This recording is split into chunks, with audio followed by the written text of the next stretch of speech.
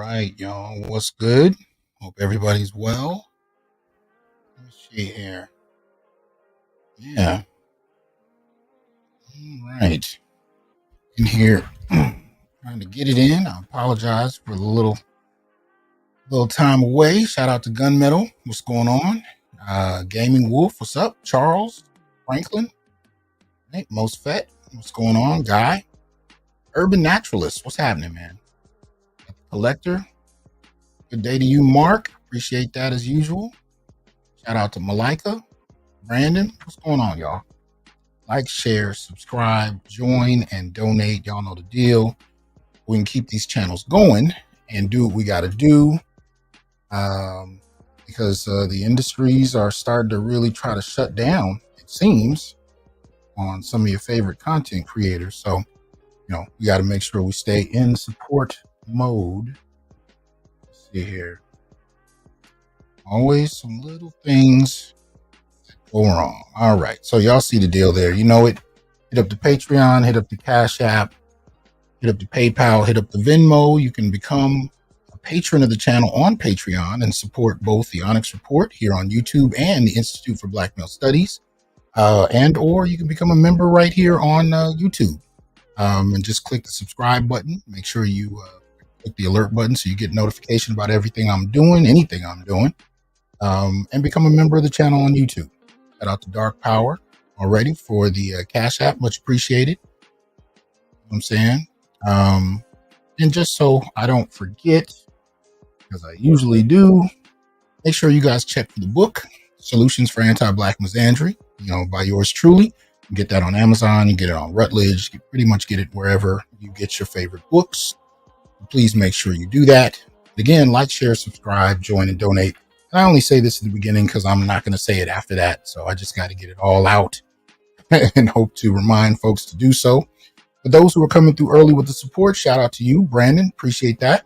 Peace to the doc. Peace to you as well. Shout out to Barry. Appreciate that support. So salute, doc, the Onyx Brotherhood. Exactly. Appreciate that. Let me see. Got a number of people in the house already. Shout out to Darren. What's up to you? Hope things are well. Let's see here. Right. A number of people in the house. AB, what's going on? I saw Dr. Thunder in here. What's happening? Paul, what's going on? We got Maggie in the house. What's good with you, Maggie? Hope you're well over there. Layman's Journal, what's good? We got Wife School Podcast. Oh, all right. What's happening with you? Donnie, what's happening? Big Mo, Ghetto User in the house. Ron, Omari, Marcus, a number of people up in here. Shout out to Barry for dropping the information in the chat. Always appreciated. Yeah. So had to get some of that out the way. Now I want to give a selective invitation. What's up, Compassionate? What's going on, man? LXST, what's happening? I'm listening. What's going on? I want to give a specific invite to a few choice people. Ruthless, what's happening? So for Malika, for Layman's Journal, and for Dr. Thunder, if you guys are interested in coming up, AB as well, if you're interested in talking about some of this, you're welcome. I am going to open it up later on to have people, come up and give their thoughts on it. But as far as I walk through what I'm going to walk through today, those select people, if you're interested in coming on up, let me know in the chat, and you're welcome to. Electrician, appreciate that support. It's good. Salute to you as well. Loving the beard. M Lavo, what's up? Says, what's up, Doc? What's up, chat? Here is 5 on the black hand side, Jack. I guess the 70s was the last time. Let's get these jive turkeys. I know, man. That was an era where being called a jive turkey was fighting words. Oh, man. Somebody earlier in the chat said, man, you come straight out of a comic book. And contrary to the thumbnail, the theme of today's show is not 70s based. But if the discussion goes there, y'all are welcome to take it there. Shout out to Gavin. What's going on? G Savage, what's happening? Says, bought the book, just waiting for delivery. Much appreciated, man. Appreciate that. Prince, what's up? Same to you. Same to you. Yo. Up, Onceler? What's going on? We got a lot of brothers coming through.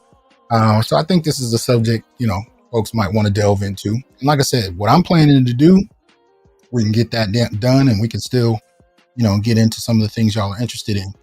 So, yeah, let me see here. So again, it was Dr. Thunder, Layman's Journal, Malika, I think AB. So if any of you guys are interested in coming up, just let me know and I will drop the link. If not, it's all good. It's going to be a very casual discussion. We're just going to be talking about Black men in media.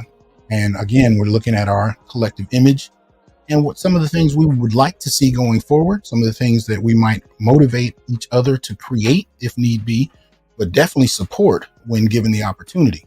But we're going to delve into a few other things as well. Shout out to Clutch. What's going on, man? Hope you well. Andre in the house. Let me see. Layman says, he says, I'm not home. I feel you. Yeah, I know. I've been popping up kind of random. So here's the thing. My son is here on spring break. So he got here last Friday. And we just lost track of time and space, man. I just been hanging with him, talking to him, because I see him now, winter breaks, spring breaks, and summers, you know what I mean? And when you go from, because it was just me and him since 2009. So my wife passed in 2009. So yeah, it's just been me and him since then. And, I'm a day-to-day parent. You know what I'm saying? I see him every day. I'm checking on whether or not the bathing is taking place. Has he eaten? Whether his homework is done. And you go from that to empty nest, which, most parents wait for. So he's off on his own. He drives himself to and from college and he's doing his thing. And it's just it's a privilege, man. And I never felt like this I never really could articulate it. It is a privilege to watch him, become a man. I mean, it really is, man. And I understand now why my father would just look at me sometimes and just smile. I mean, I thought I got it, but you don't really get that shit until you got a kid of your own. And I'm watching him, you know what I mean? And I'm seeing him develop, in ways I'm just really, proud the word doesn't capture it. It's just the closest one I could think of. So, when he got here, we just been chopping it up, man. And just, I'm checking his head, seeing where he's at, what you learning, what you believe in, what you thinking about, what's going on with the females, just all of these kind of questions, and trying not to compare it too much to my college experiences. I'm trying to, let him have his own, but it's a privilege, man. And so I get to hear his thoughts, and he's developing political ideas about different things. And, I got to push back from time to time and test his mettle, and give him some additional information. Most of it, I'm not really testing him though. Most of it, I'm arming him. You know what I mean? Because I know how impactful and influential classrooms can be. And I just want to make sure he's thinking for himself and that he hasn't given that to someone else, which is something that we as parents need to stay on top of. So, but he's good. He's good, man. And it's real good to see. Anthony says, so true. I have 2 sons. You know what I'm talking about? Yeah, man. He's 2 hours away, so I don't get to see him much. And I don't really call. I don't do that a lot. I mean, I reach out to him every couple of weeks, but I'm trying to give him this space. You know what I mean? To stay on top of it, to learn to handle things his own way. Shout out to Ghetto User, the tuition. Appreciate that. I just, really my goal is just to let him know I'm always here. You know what I'm saying? I got you back. So I'm going to reach out to you to make sure everything's good. But if you need anything, you need to talk 24/7, I got you. Just holler at me. And but the thing is, he's really learning. He's always been independent, but he's learning how to take that to another level. And I'm really proud of him. I can tell you, since he's been gone in the fall, I have offered him, I've called to see if he needed money, maybe 4 or 5 times in that whole time. He's never once said yes. He has a little job. He works. And I can see his bank account. I don't know if he knows that, but he probably does now if he's watching this. But I can see his bank account, and he's incredibly disciplined.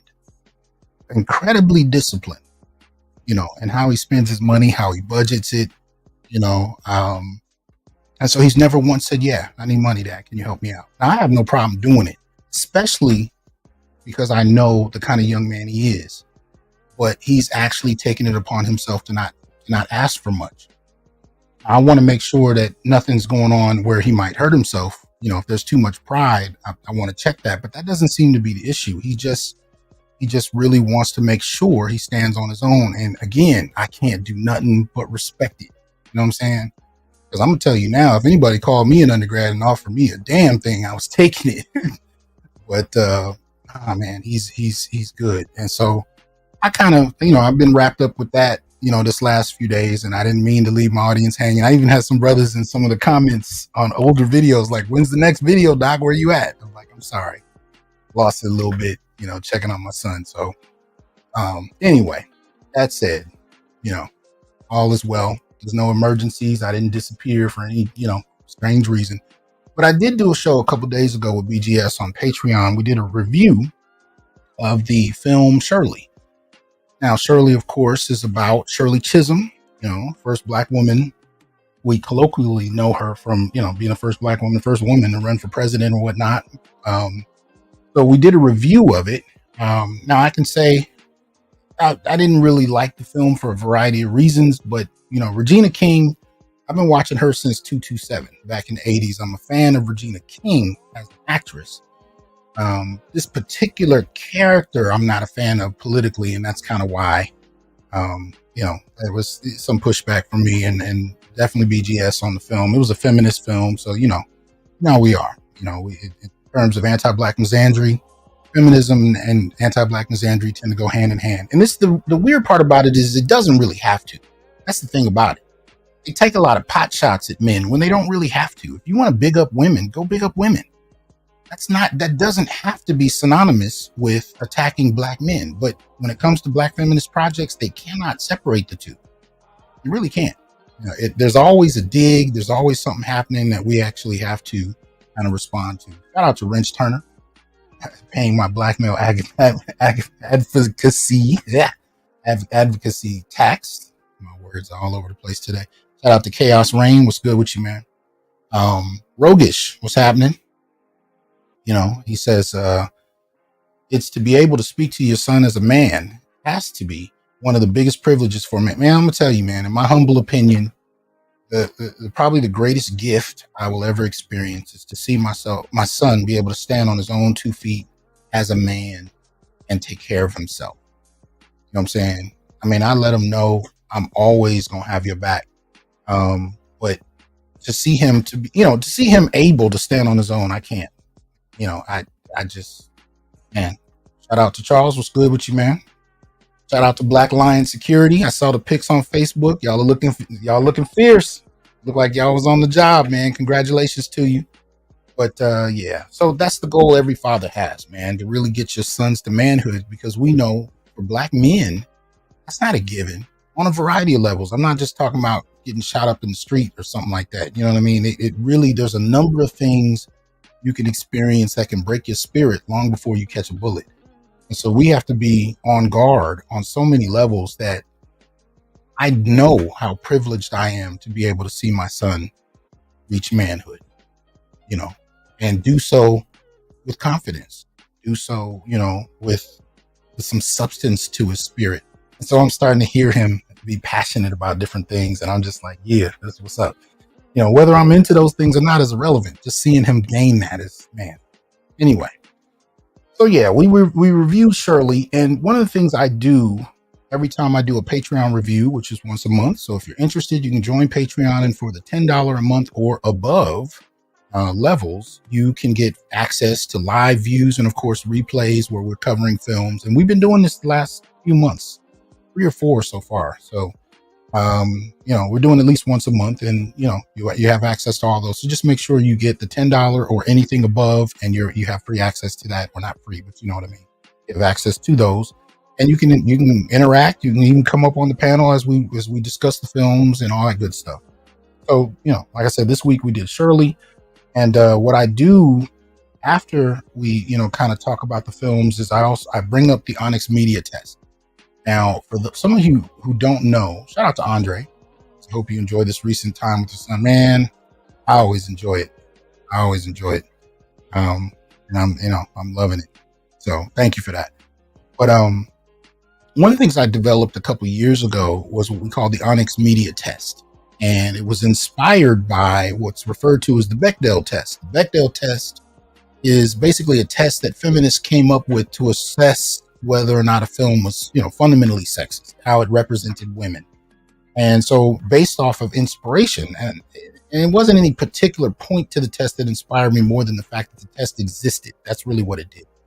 I decided to develop what I call the ONYX Media Test, where we kind of look at how Black men are represented and use that as a measuring stick to determine whether or not a project is, dealing with Black male representation with some type of, dignity.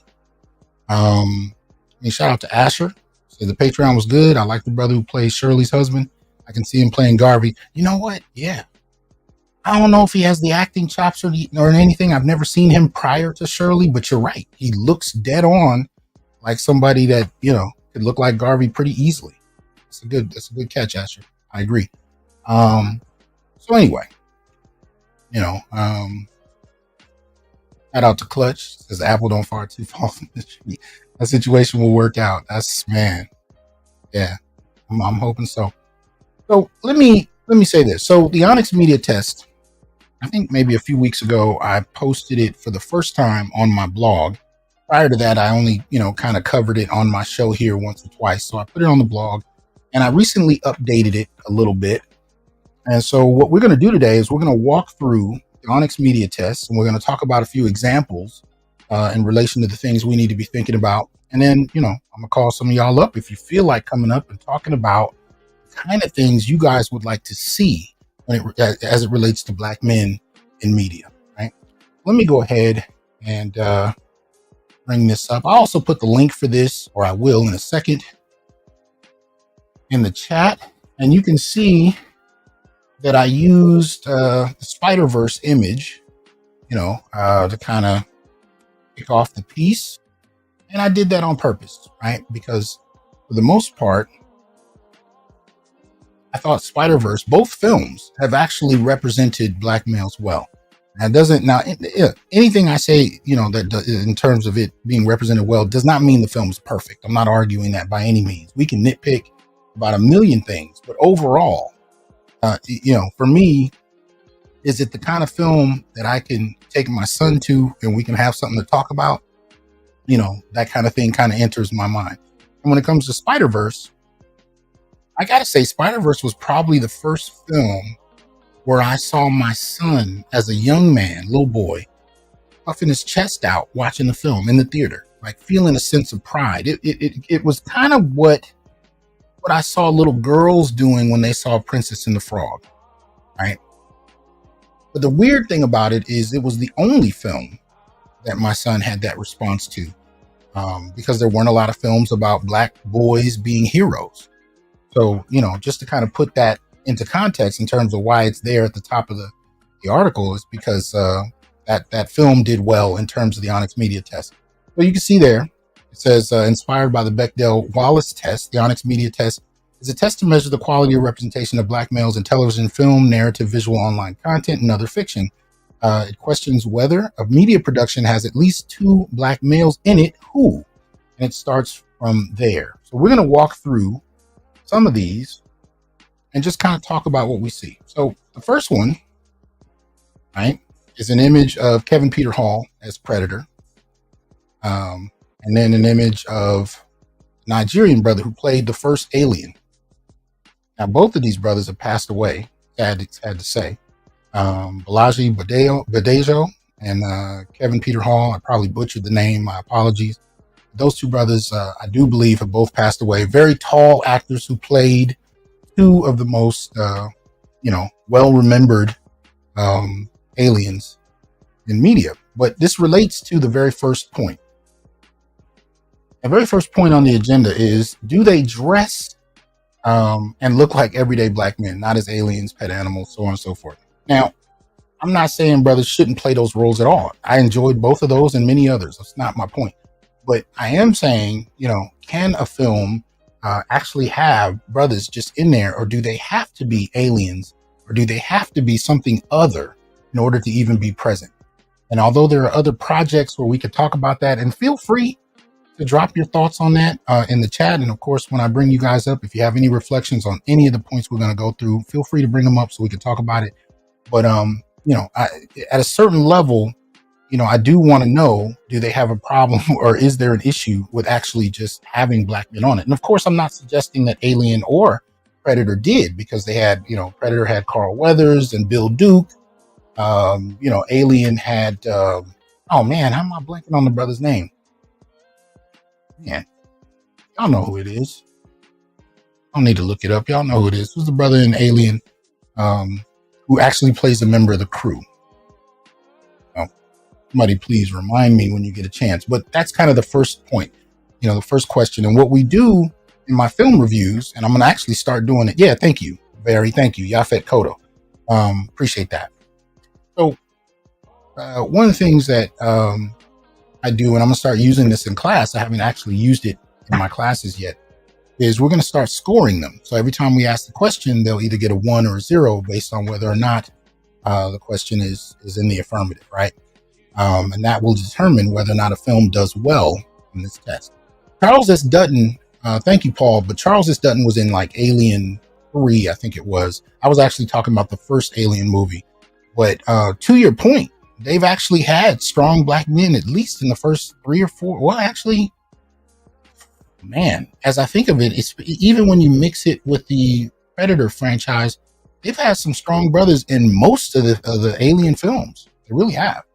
And Predator for that reason. So I would, on that mark, I'd give them a good, not because it's not just about whether or not there's some kind of strange beings that are brothers or whatnot. It's actually, you have everyday brothers in there, and they have some strong representation. Charles Dutton is one of my favorite actors in the world, man. And if you don't know why, oh man, you late. I mean, whether you're talking about Rock, whether you're talking about, Menace to Society, that probably, for me, and I've said this before, if you see Charles Dutton in Menace to Society, one scene where he has a conversation, he's talking to his son and his son's best friend. That conversation, and his son, by the way, was the one who was supposed to be played by Tupac. That was the character. But Charles Dutton plays that character's father, man. And the first time I saw it, it hit me in the chest because he talked on a film the way my father talked. And I'd never really seen that on film except for, little bits and pieces, like maybe James and Good Times. There's very few representations where you got to see strong brothers who are unapologetically men, unapologetically masculine,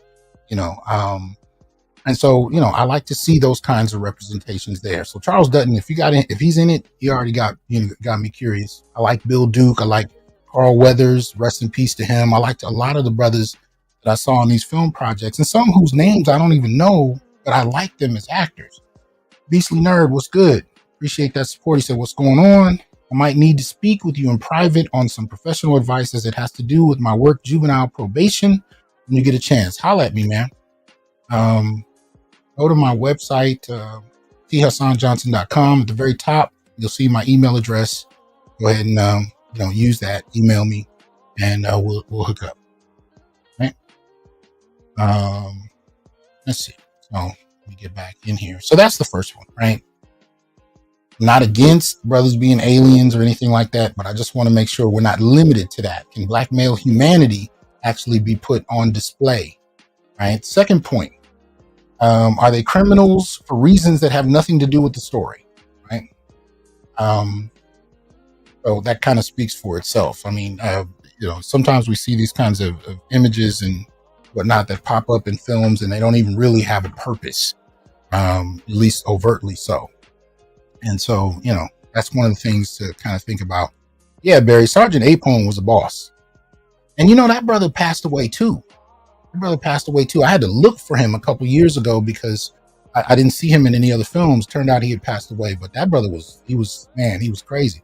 I mean, he was on point. I really liked him. Rest in peace to him as well. So that's the second point. Are they criminals for reasons that have nothing to do with the story? Right. So, if you're watching a film and you see a character in there and it's a brother, if he's a criminal, is it even related to the story, or is it just something they just kind of threw in there? Right. I can't think of an example at this moment. I should have written down the examples that inspired a lot of these points, but none comes to mind. So if you have one, feel free to tell me about it. Oh, I got to give love to this point, John. Avery Brooks was the man in Deep Space Nine. Real talk. I loved Avery Brooks, man. He wasn't right till he went bald and got that goatee back. He had to go Hawk. I dug it, but I didn't really dig it until he brought Hawk back in Star Trek. He had to get the goatee and the bald head back, and that was the Avery Brooks I love to see. But anyway, and I can go on about Avery, Charles Dutton. There's a few people I could damn near do a dissertation on. I love their work so much. What he did with Star Trek, I'd never seen before, so I got nothing but love for it. But anyway, as far as things having nothing to do with the story, there's not an example that pops to mind for that particular point. But I do have one more so for women, because I keep thinking about the first Independence Day movie where you had Vivica Fox playing a stripper. I just remember thinking, this has nothing to do with the story whatsoever, right? And Black women, the last thing they really needed was, stripper images that really didn't help much.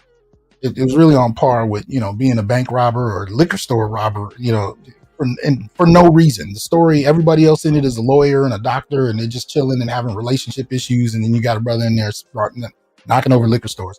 That was the equivalent of that when I saw that in Independence Day with Vivica Fox. It just had nothing to do with the story. She could have been a secretary. It would have changed nothing about the story at all. That's the kind of question I'm asking about how Black men can be represented at times. So that's all that one deals with. Now, the next one actually does relate to the image on the screen, right? Regina King and Terrence Howard playing in Shirley. Terrence is playing a character who will be her next husband. So in the film, and I'm gonna show you a clip a little bit later. In the film, she's married to a West Indian brother, and then after the film ends, she marries the character that Terrence Howard is playing. So he's helping with the campaign. You can kind of get a sense that there's some attraction there, but she's married, and in the film at least, nothing happens between them or anything of that nature. But I have that clip up there, or that image, for number 3. Number 3 on the ONYX Media Test is, are they at odds? Are two Black men at odds because of their hyper dedication to white or female characters' values?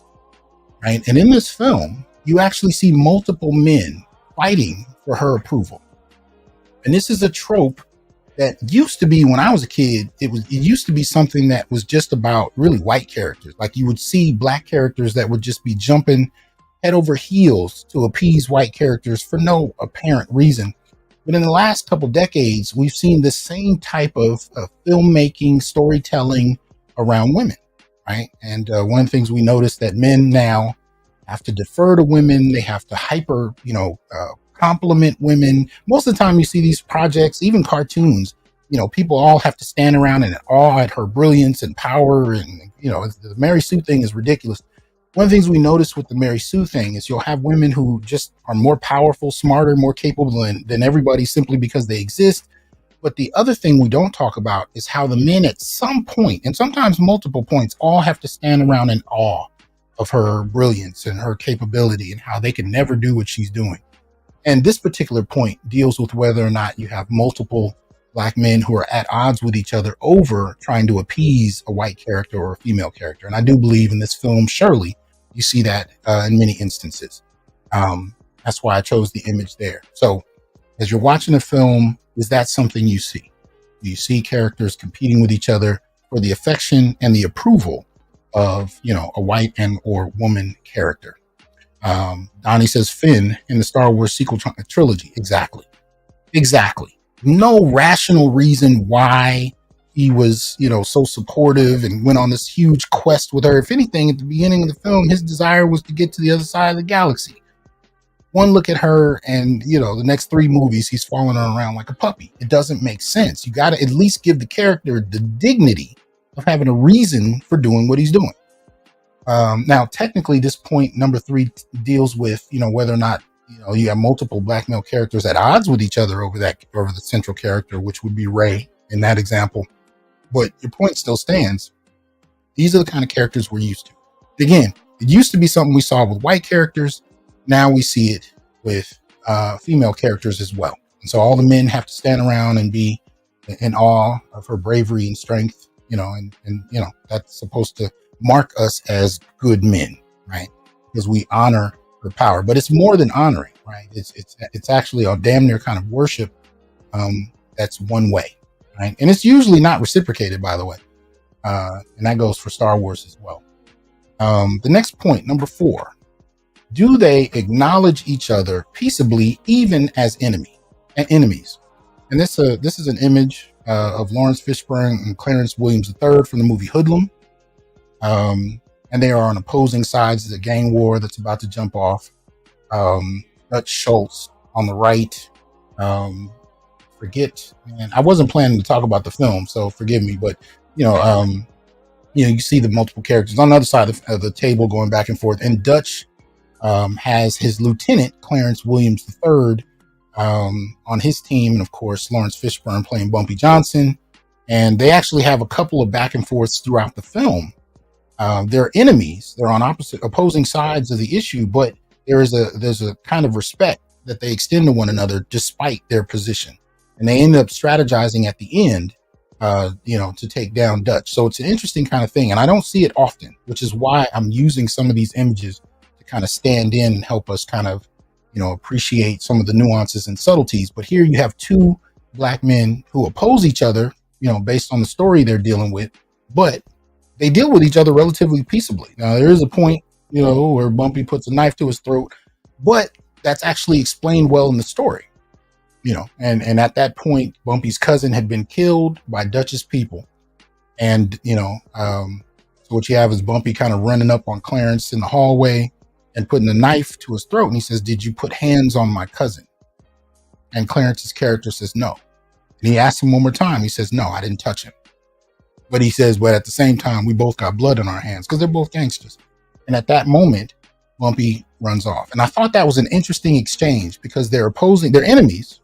Right. Matter of fact, Bumpy had just killed another one of Dutch's lieutenants. I think it was the chief of police. So he had blood all over his hands just from killing, the chief of police, and had every opportunity to kill one of the other significant lieutenants Dutch Schultz had. But he let him live because, they had an exchange, and, he kind of detected that there was some honesty. And that was they kind of got along that way until the end, where they strategized to kind of change the situation. So I like films like that. I like when you get to see black men, be reasonable, be strategic, be analytical, be purposeful in what they're doing. And even when enemies, they can extend each other a modicum of respect. So is that something that they're capable of? Right?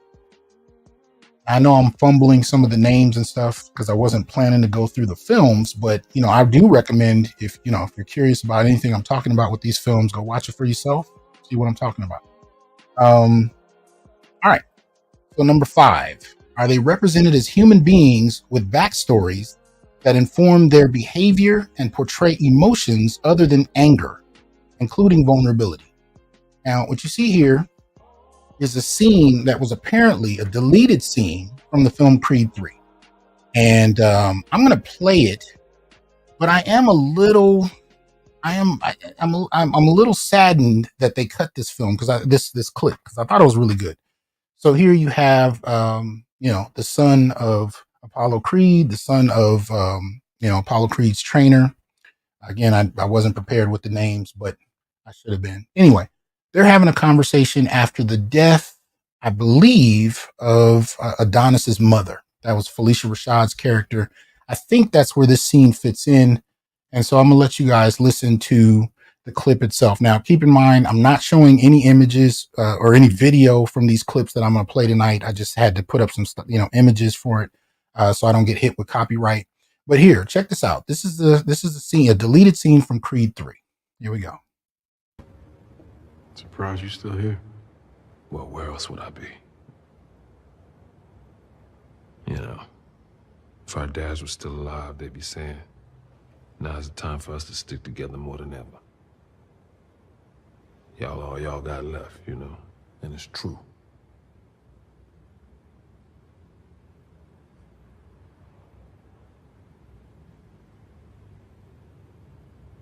The way things went down with Felix, I figured you would want some space from me. Never. Just because you ain't in the ring don't mean I ain't in your corner. And I know you think you gotta be perfect to keep the people you love in your life. But D, that's not true. Family don't run from mistakes. And we don't judge people by their flaws. We just love people for who they are. But it is up to you to trust people with the real you. I have. I'm trying. Dude, I swear I'm trying. I just feel like it's too late. What if it's too late? Never too late. Never. Your family's still here. You just gotta stop running, D. Because I'm gonna tell you like this. That's the last thing she'd wanted. To be fair, All right. Now I got that off of I think it was a TikTok. And for the most part, I agree with the guys. He's basically analyzing this clip and he's saying it shouldn't have been, removed. I completely agree. But, I didn't want to go through playing his whole segment. If you're interested in that, that is on my Facebook page. You can check it out. It might even be on my Twitter. But, it's an interesting clip. His assessments are on point.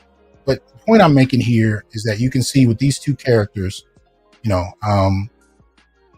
have some deep history, right? Going back to the very first Rocky movie, their fathers playing the opponents of Rocky. And throughout the course of all of those Rocky films, we got to see their characters teased out and made into really kind of three-dimensional characters.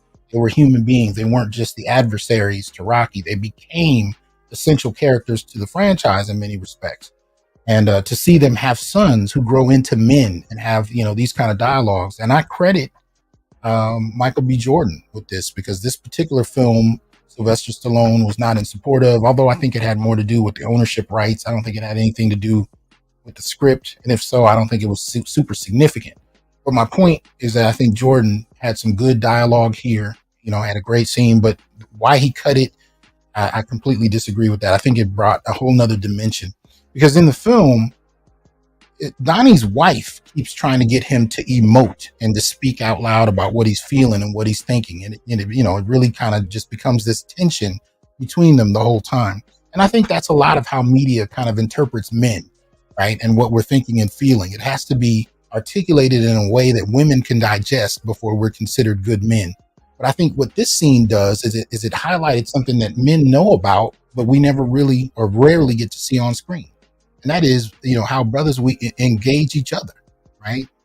How we interact with each other, how we hold each other accountable, how we support one another. If you've ever had true brotherhood, if you've ever experienced true brotherhood, you talking about cats that can both hold you accountable and inspire you in the same sentence.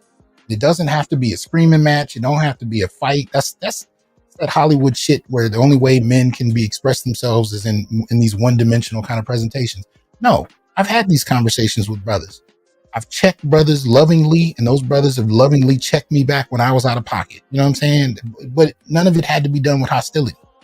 It's just brotherhood. And when you have those instances in your life, they inform and influence how you carry yourself after these kind of moments. In this moment, Donnie's mother just passed. Now, there are some critical moments in any man's life that will change, have the potential to change you. Having babies, losing parents, those are critical life moments. And if you got true brothers that that are in your corner, you can navigate those moments a lot better than by yourself or, in the company of people who don't give a damn about you. And I thought this was a brilliant scene that played that out. They're just sitting in the pews in a church, just talking for a couple minutes. It was only like 2 minutes. It really wasn't that long. You know what I'm saying? But I think it added a whole nother dimension to this, where you get to see how many black men actually do support one another. And this goes against, I think, many of the assumptions people make about men in general and black men in particular, as if we're not capable of this, as if this doesn't happen. This happens all the time.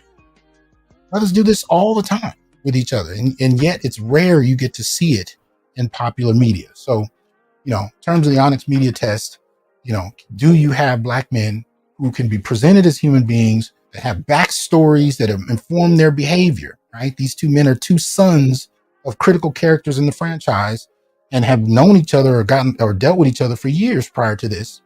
And, you can see them portraying emotions beyond just anger, including being vulnerable. And it doesn't have to be reminiscent of how women popularly express emotion, because that's really the only medium we have for that, right? The only vocabulary we have for the expression of emotions outside of anger is how women express it. So you'll see a lot of films have men emote the way women do in order to identify with the audience in terms of some type of emotional expression.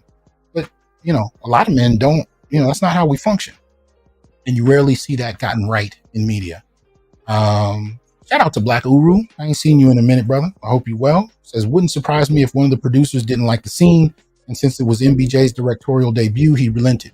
Quite possibly. I still think it was a mistake. Now, I enjoyed all 3 Creed films. So when I say it was a mistake, I'm not saying it's a mistake that ruined the film, but I do think it would have been a great addition. No. Anyway, so let's move on. So that's number 5.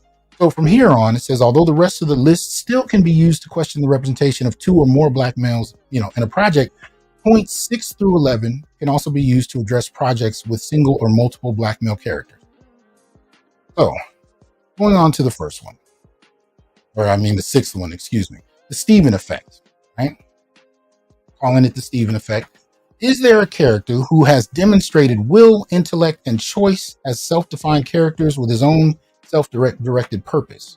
Many are represented as comedic relief when they don't. In other words, do you have characters, again, and I mentioned this in the first part, that are overly dedicated to white or female characters for no rational reason, right? It's not enough that Stephen was enslaved that he would have such dedication to, Candy in the film Django. There were plenty of slaves or enslaved black folk who were ready to cut throats when the possibility presented itself. There were all kinds of ways that could have been represented. But Stephen is the modern day Uncle Tom. He is the face of it in many respects, right? And so in that, I'm asking the question. Now, it doesn't have to be a film based in slavery. That's not what I'm saying. I'm just asking the question, is there a character that does not do these things, that is not overly dedicated to white or female characters simply because they exist and is willing to give his life for them, and there's not even an explanation? We kind of call it the Stephen Effect. Uru says it's a great scene. It's the kind of scene that only black men would fully know and appreciate. Oh, he's talking about Creed. Yeah, I get it. But you know what? That should be one of the benefits of a black male project, because anytime, for the most part, when I see projects done by other groups, whether, it's the Jewish community, whether it's white folk, whether it's women, whether it's LGBT, they actually, assume the luxury of communicating with their base audience, and they don't apologize for it, right? And you can tell when they add things to the scenes that don't even need to be there, but it's there. They'll have 2 characters get married, and really nothing about these characters' backgrounds, but all of a sudden it's a Jewish wedding, right? And they got the yarmulkes on and they're doing their thing, or it'd just be little things that if you took the Jewish wedding out, it wouldn't affect the story at all. But it's clearly a statement being made to a particular community. It's a nod to that community that they get to enjoy to see elements of their experience on screen. I don't have a problem with black men doing that. In fact, if it's a film we're making, that should be something that happens. But I agree with you. He probably got some pressure from outside, because why would you take that kind of scene out, right? That's that's supposed to be one of the benefits of black male media. You should be able to, see yourself, see your experience in a project that that's supposed to come out of your experience. So Inspired Truth says, excellent points. Media is programming. That's why it's called media programming. Indeed. Oh, you sent it twice. Okay. Well, appreciate that. Thank you. But I agree. It is programming, and that's why we're talking about it in this way. Because these are the subtle kind of things that I grew up with. I'm 49. I'll be 50 this year. I've seen this stuff so often, it's hard for me to even pull out examples, because it's like asking a fish to describe water. I've seen so much of it that it just, it's hard to forget about, So, I mean, hard to remember sometimes because I've seen so much of it. But, just wanted to, so I wanted to put a few of these things out there for us to chew on and use as an example. Now, here we have what I'm calling the Mandingo Effect. Okay? This is number 7. This is the Mandingo Effect. Is there a character who is solely driven by sex, especially to the point of rape or violence? They are also the face of social failure, yet they are stratified by color, which I'll get into in a second. When I say social failure, one of the things you notice, because I've been teaching stereotypes, in my classes for decades now, and one of the things I found is that all the stereotypes that pertain to Black men are also tied in many respects to social failure, right? For different reasons. Regardless of the stereotypical character we're talking about, Black men, our stereotypes have to be tied to some kind of failure, some type of behavior that warrants death or imprisonment, or at least social ostracism, right? These are the kind of things that get tied to Black men. So when talking about the Mandingo Effect, the Mandingo stereotype, of course, is the idea that Black men are basically walking phalluses. That's really all we are in terms of stereotype. And we've seen this played out in film. Sometimes we participated in it. Sometimes, when it comes to stereotypes, regardless of the people involved, even if they have a history that's highly problematic, sometimes people will absorb them and try to re-articulate them, but use them as empowering concepts. Some people completely hate them altogether. You have all kinds of reactions, no matter how bad the stereotype.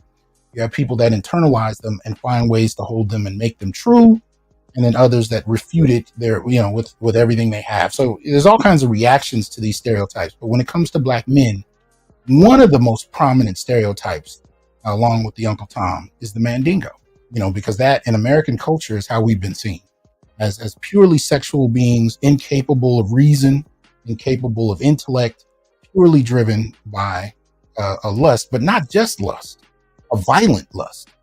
So what it does, especially in this era of gender that we've not really quite seen like this before, it turns Black men into rapists. It turns Black men into sexual predators. Now that's kind of all how we've been presented over the last 150 years, most particularly in media. But it's even more so when you take the Mandingo into account. Well, this is not just somebody that wants to have multiple girlfriends or anything. No, this is a rapist. This is somebody who will take it. And this becomes tied to the very idea of Black manhood. And when I say it's stratified by color, what I mean is there's a politics to how not only Black men are represented, but how we're represented based on color. And a lot of this was propagated in the Black community. So the first part of the Mandingo Effect, part A, is that the question is raised: is there a character who's represented as a dark-skinned buck? He's a sexual object with no sense of self-identity or agency. Consistent with the history of the Black male stereotype, dark-skinned men have been represented as hypermasculine, hypersexual, violent, and criminalistic. They are criminalistic walking phalluses who only seek sexual conquest. And when it comes to prison media, they're usually shown to predate on other men. Right?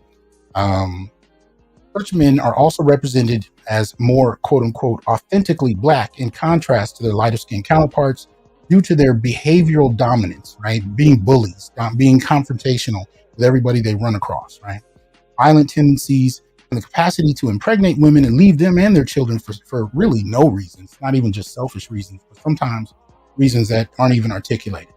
Right? So when we talk about how dark skin are represented in the context of being sexually objectified as mandingos, right? This is how dark-skinned men, and again, Black filmmakers do this too. Tyler Perry's been notorious for this. They put that's why I chose the image I chose here. This is from, I didn't put the caption in there, but Tyler Perry's Temptation, right? And apparently in that story, if you're not familiar with it, I don't know if spoilers matter. I kind of doubt they do with my audience because we're not really tripping on Tyler like that. He gives her AIDS or HIV, right? He gives her HIV. Doesn't care. He's just rawing it up the whole movie. So you got this dark skinned, muscular brother, and none of that matters, So he's just out here taking lives, and it is what it is. No remorse, no care whatsoever. So this is reminiscent of a long history of representing dark skinned men as sexual objects, really as just, walking penises. That's really all it comes down to. Now, part B deals more with the lighter skinned brothers. So you can see here, it says part B, is there a character in the film who is represented as a light-skinned black stereotypical figure who's considered more intelligent, caring, sensitive, wealthy, and more handsome than their darker skinned counterparts? Conversely, they are also represented as less masculine, more effeminate, I read androgynous, more romantic, and somehow less authentically black. Both of these sets of stereotypes are bullshit. And I want to highlight that to you. They're both stereotypes, and they're stereotypes that black filmmakers and media makers participate in. The contrast between dark and light, the question about authenticity, the question about being masculine or less masculine. These are tropes that have been going on in the community that have only just been put in media. But I don't think we've ever really, criticized them to the degree we need to. If any of you remember the film School Days by Spike Lee, I used to teach that film. And one of the things I noticed when I did some research on it for the first time, which I'm sure many of you know about, because this film came out in the 80s, so it's not like it's hidden information.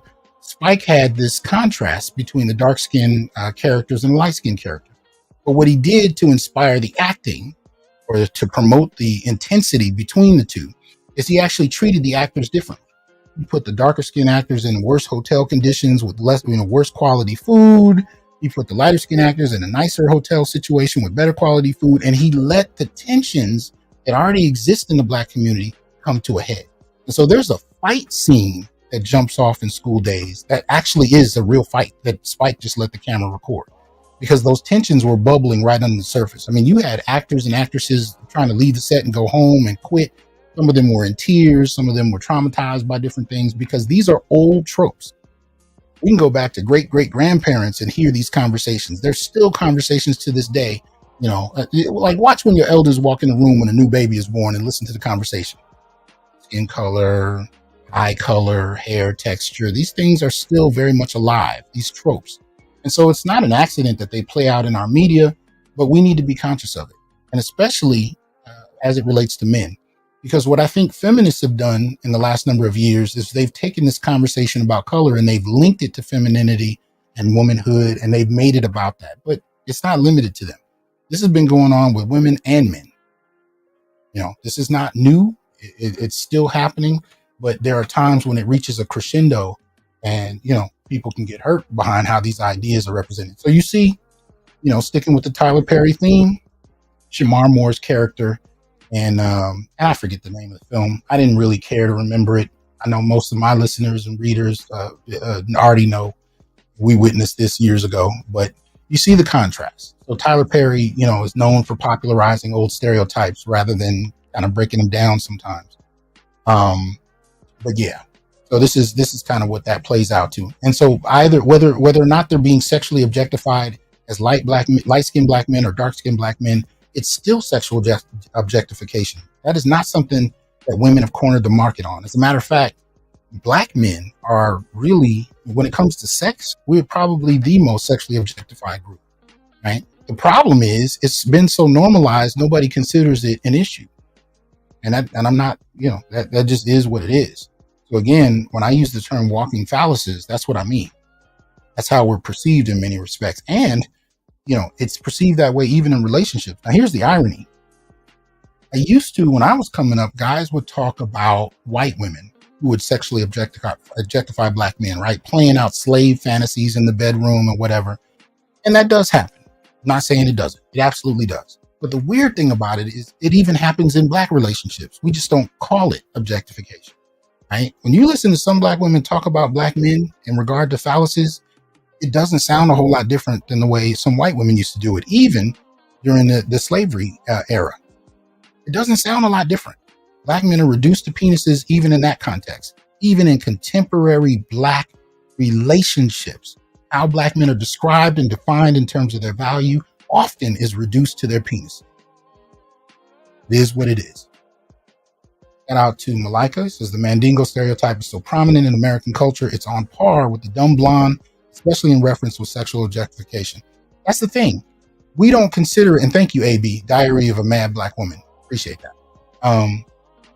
It's been so common that it's not called a trope. It's not considered sexual objectification. If you look up sexual objectification, 9 times out of 10, they're talking about women. Most of America, most people don't consider sexual objectification something men experience. But when you really begin to look at it, especially for black men, we've been experiencing this. We've been reduced to penises for, quite a while, and it's common, but it's not considered, especially in the academy, as a form of sexual objectification. Hence why you don't hear much about it. But I want to point out that not only does it happen to men, not only does it happen to black men, it also happens to black men in regard to color. So there are levels to how we experience sexual objectification. And sometimes we get reduced to competing with each other over stereotypes that were bullshit from the beginning. You are not a stereotype.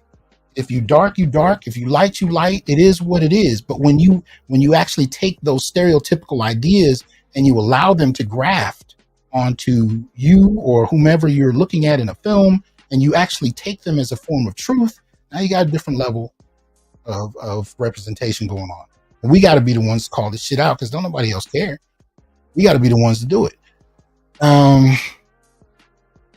Yeah. So Uru is talking about what I mentioned. He said, older women always look behind light-skinned babies' ears to predict whether she might get too black. I mean, I can't tell you how often I heard that growing up. All due respect to my grandmother. I loved her to death. I still love her. No disrespect intended at all. But I do remember a time where she put me in a bathtub and she gave me a really, really strong scrub brush and some bleach. And she had me scrubbing my elbows, my knees, because I was too dark. She was telling me I was too dark. You don't want to get too. I don't even think I thought to mention that to any of my family members, but I remember when that happened. It was the only time it happened. And I never, she was, I never heard her say anything about it after that, but I didn't understand it. And it was years later that I even remembered that it took place. It wasn't anything, violent or anything of that nature, but, that emphasis on color and how we process that in the black community is real. So I don't want us to forget that happens, but more than anything, I don't want us to allow people to continue to ignore how black men experience these things. We have to be cognizant of it, especially when we're talking to our kids and especially our sons. But if you have daughters, it's still relevant, because you can actually listen to how girls interpret, the boys and the men they want to be with. And this might be something you need to prepare your daughter for. Orange Pill says, doing the Lord's work, Doc. Appreciate that support, man.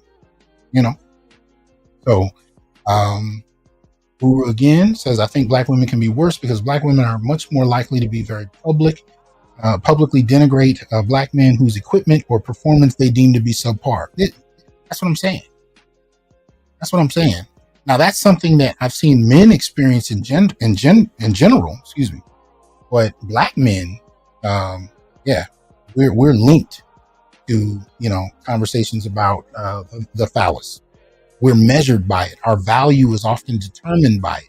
This is sexual objectification. But you can take gender course after gender course, and you'll never or rarely will you find somebody who's willing to even bring that up. So anyway, so getting through that's all speaking to the Mandingo effect, right? And it principally deals with black men who are being sexually objectified in media. And sometimes along those lines done in regard to skin color. But at the end of that section, it says both tropes belie the very forms by which black maleness is expressed and reduce it to a one-dimensional sexually objectified quotient void of humanity, complexity, nuance, and context. You're walking dick. That's it. That's kind of how that comes across. So the next one I call the Worf Effect. This too has 2 points to it. You can see the little GIF there is for a reason. If you remember the old Star Trek show, and I watched Worf, I like Worf as a character, even in his latest portrayal in Picard. I like Michael Dorn as an actor, and I like his work. So this is no diss to him or Star Trek. I'm a Trekkie. It is what it is. But let's be real. If you remember those old Star Trek Next Generation shows, one of the things they would do is when they wanted to showcase how strong or violent or capable some alien was, they would always have them kick the shit out of Worf, because Worf was this big black man And so, he was associated with physical strength and savagery. He was a Klingon. But, if somebody could just easily beat him up, that's supposed to tell you how powerful they were, right? So Worf just became kind of a joke in some respects, because they would, and it's not only just his physical prowess. It's also his intellectual prowess. There's a whole set of videos on YouTube where they're all about Worf being told no. Worf would recommend this or recommend that, and you can see him. There's video clip after clip after clip after clip of them just saying no, no, no, no to anything he proposed. So you could kind of see this happening with that character, not only in terms of physical strength, but in terms of intellect as well. Right? So I call it the Worf effect. So part A of it is there a character in the project who's physically dominated, beaten up, or often outsmarted by white people or women? Is he used as a standard merely to highlight white people / women's physical, moral, or intellectual superiority? Right? So do you have a character that's kind of dismissed and thrown around so he can set other characters up, but he himself is constantly dismissed? Right? Shout out to Orange Pill Nurse. Says, did you see that a certain sector of internet are now blaming the elected Baltimore black man mayor for bridge collapses DEI hire? I haven't delved into it deep enough to know what's going on, but I had not seen that. So thank you for telling me.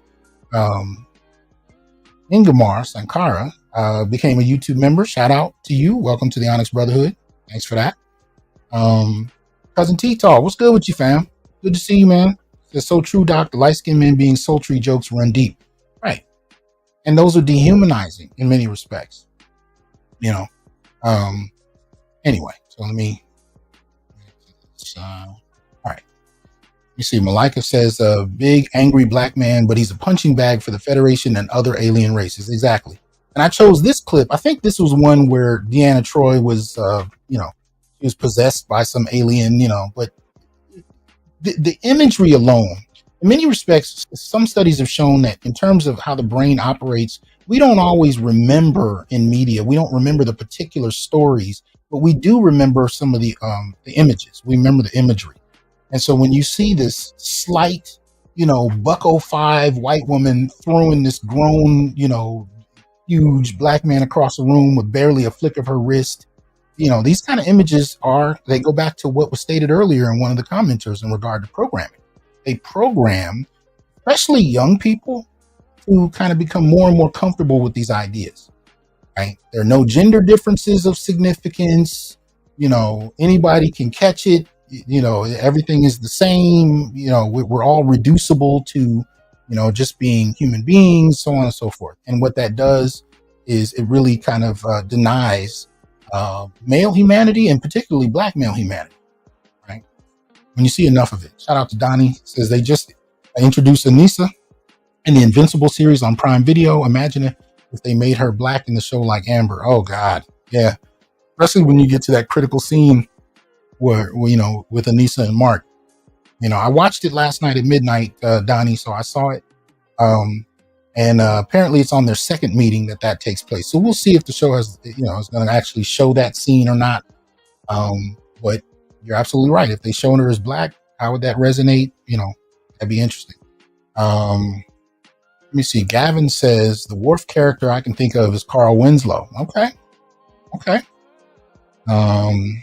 Here we go.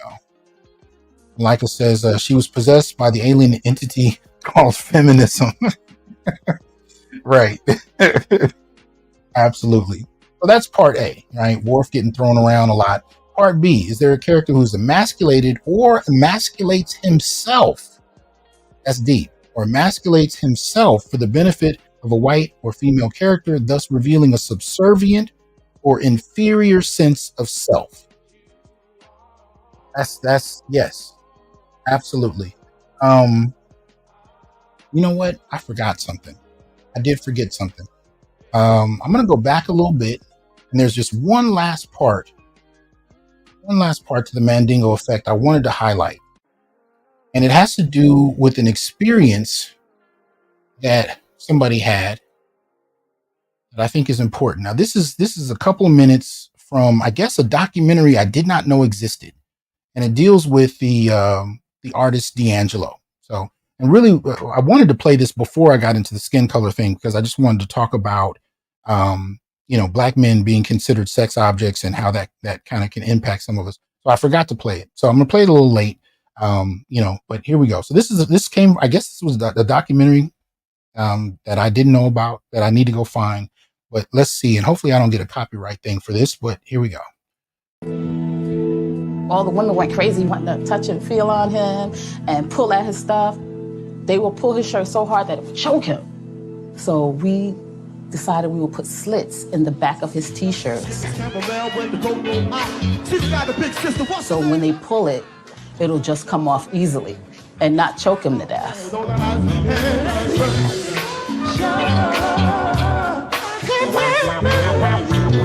Now we planned this like meticulous, very dense, very complex, like 2.5 hour show.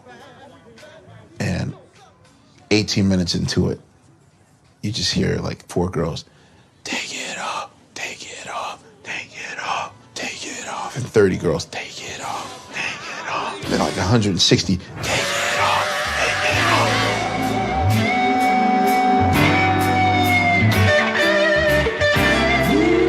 Only if you want me to,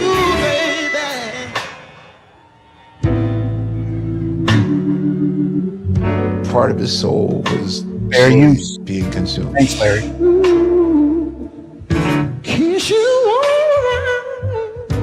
Yeah.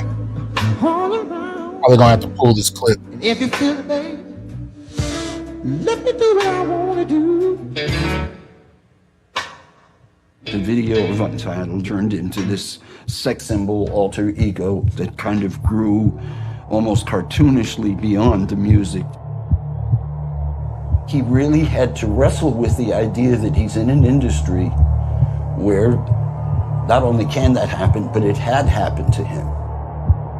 I'm sure as a man he enjoyed the attention, but as an artist, it really was frustrating because, after all, the main reason he's there is to share the music. And if somebody's there for something else, it's a distraction. He just felt trapped. And then those last 2 days, like, I got a preview of what the next 14 years was going to be like.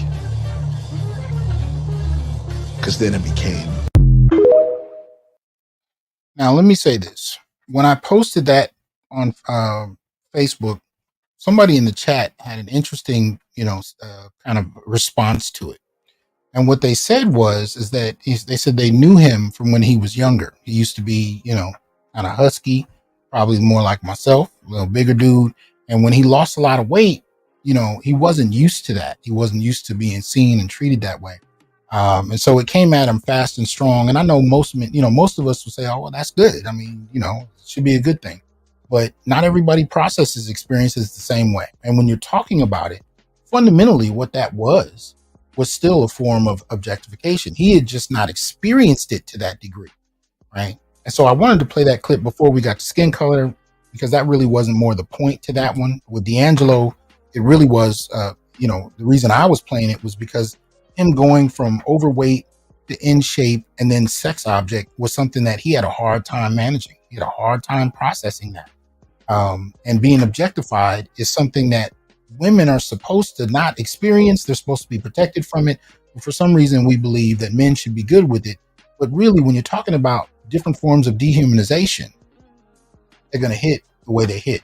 Now, for those on the replay gang, I probably will have to remove that clip, because of the music in the background. But I thought it important. To the subject matter. So forgive me for that. It's jumping back.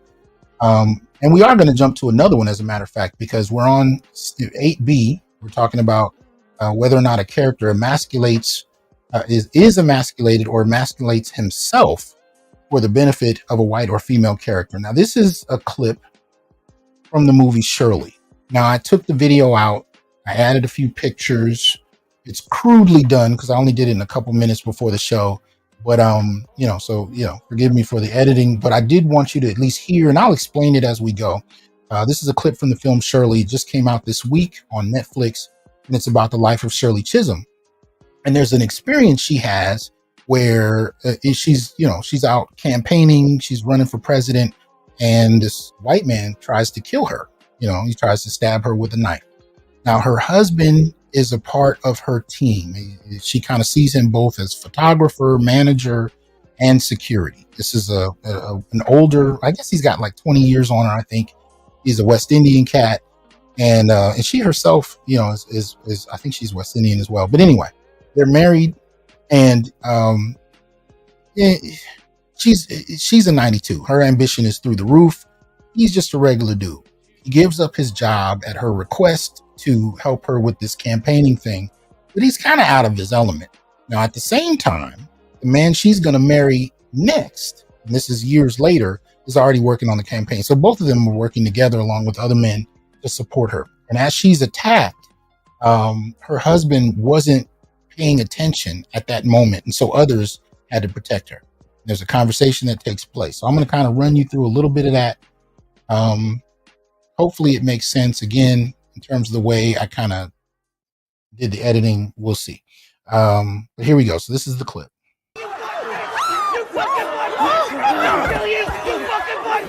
I'll fucking kill you!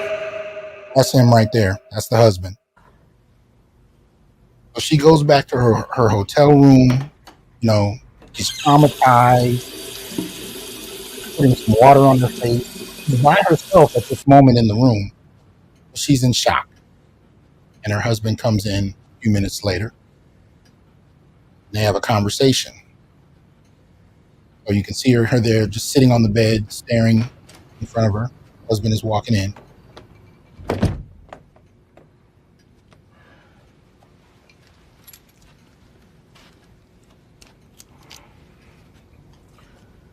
And police got him. He was just some crazy. Hell of a world, eh? People like that.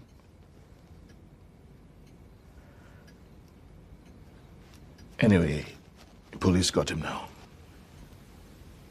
Where were you? He was that close to me. You're supposed to be my security. You're supposed to protect me. Where were you? I try as hard as I can to be the man you want. Attentive and mindful, but always out of the way and off to the side. I do it. I'm happy to do it because I know how important all this is to you. It's not just for me. I know all the good that you can do. So I'll be a shadow. Because I know, for whatever reason, a shadow of a man is what you want. Damn. But don't get upset with me when I'm a little too good at it.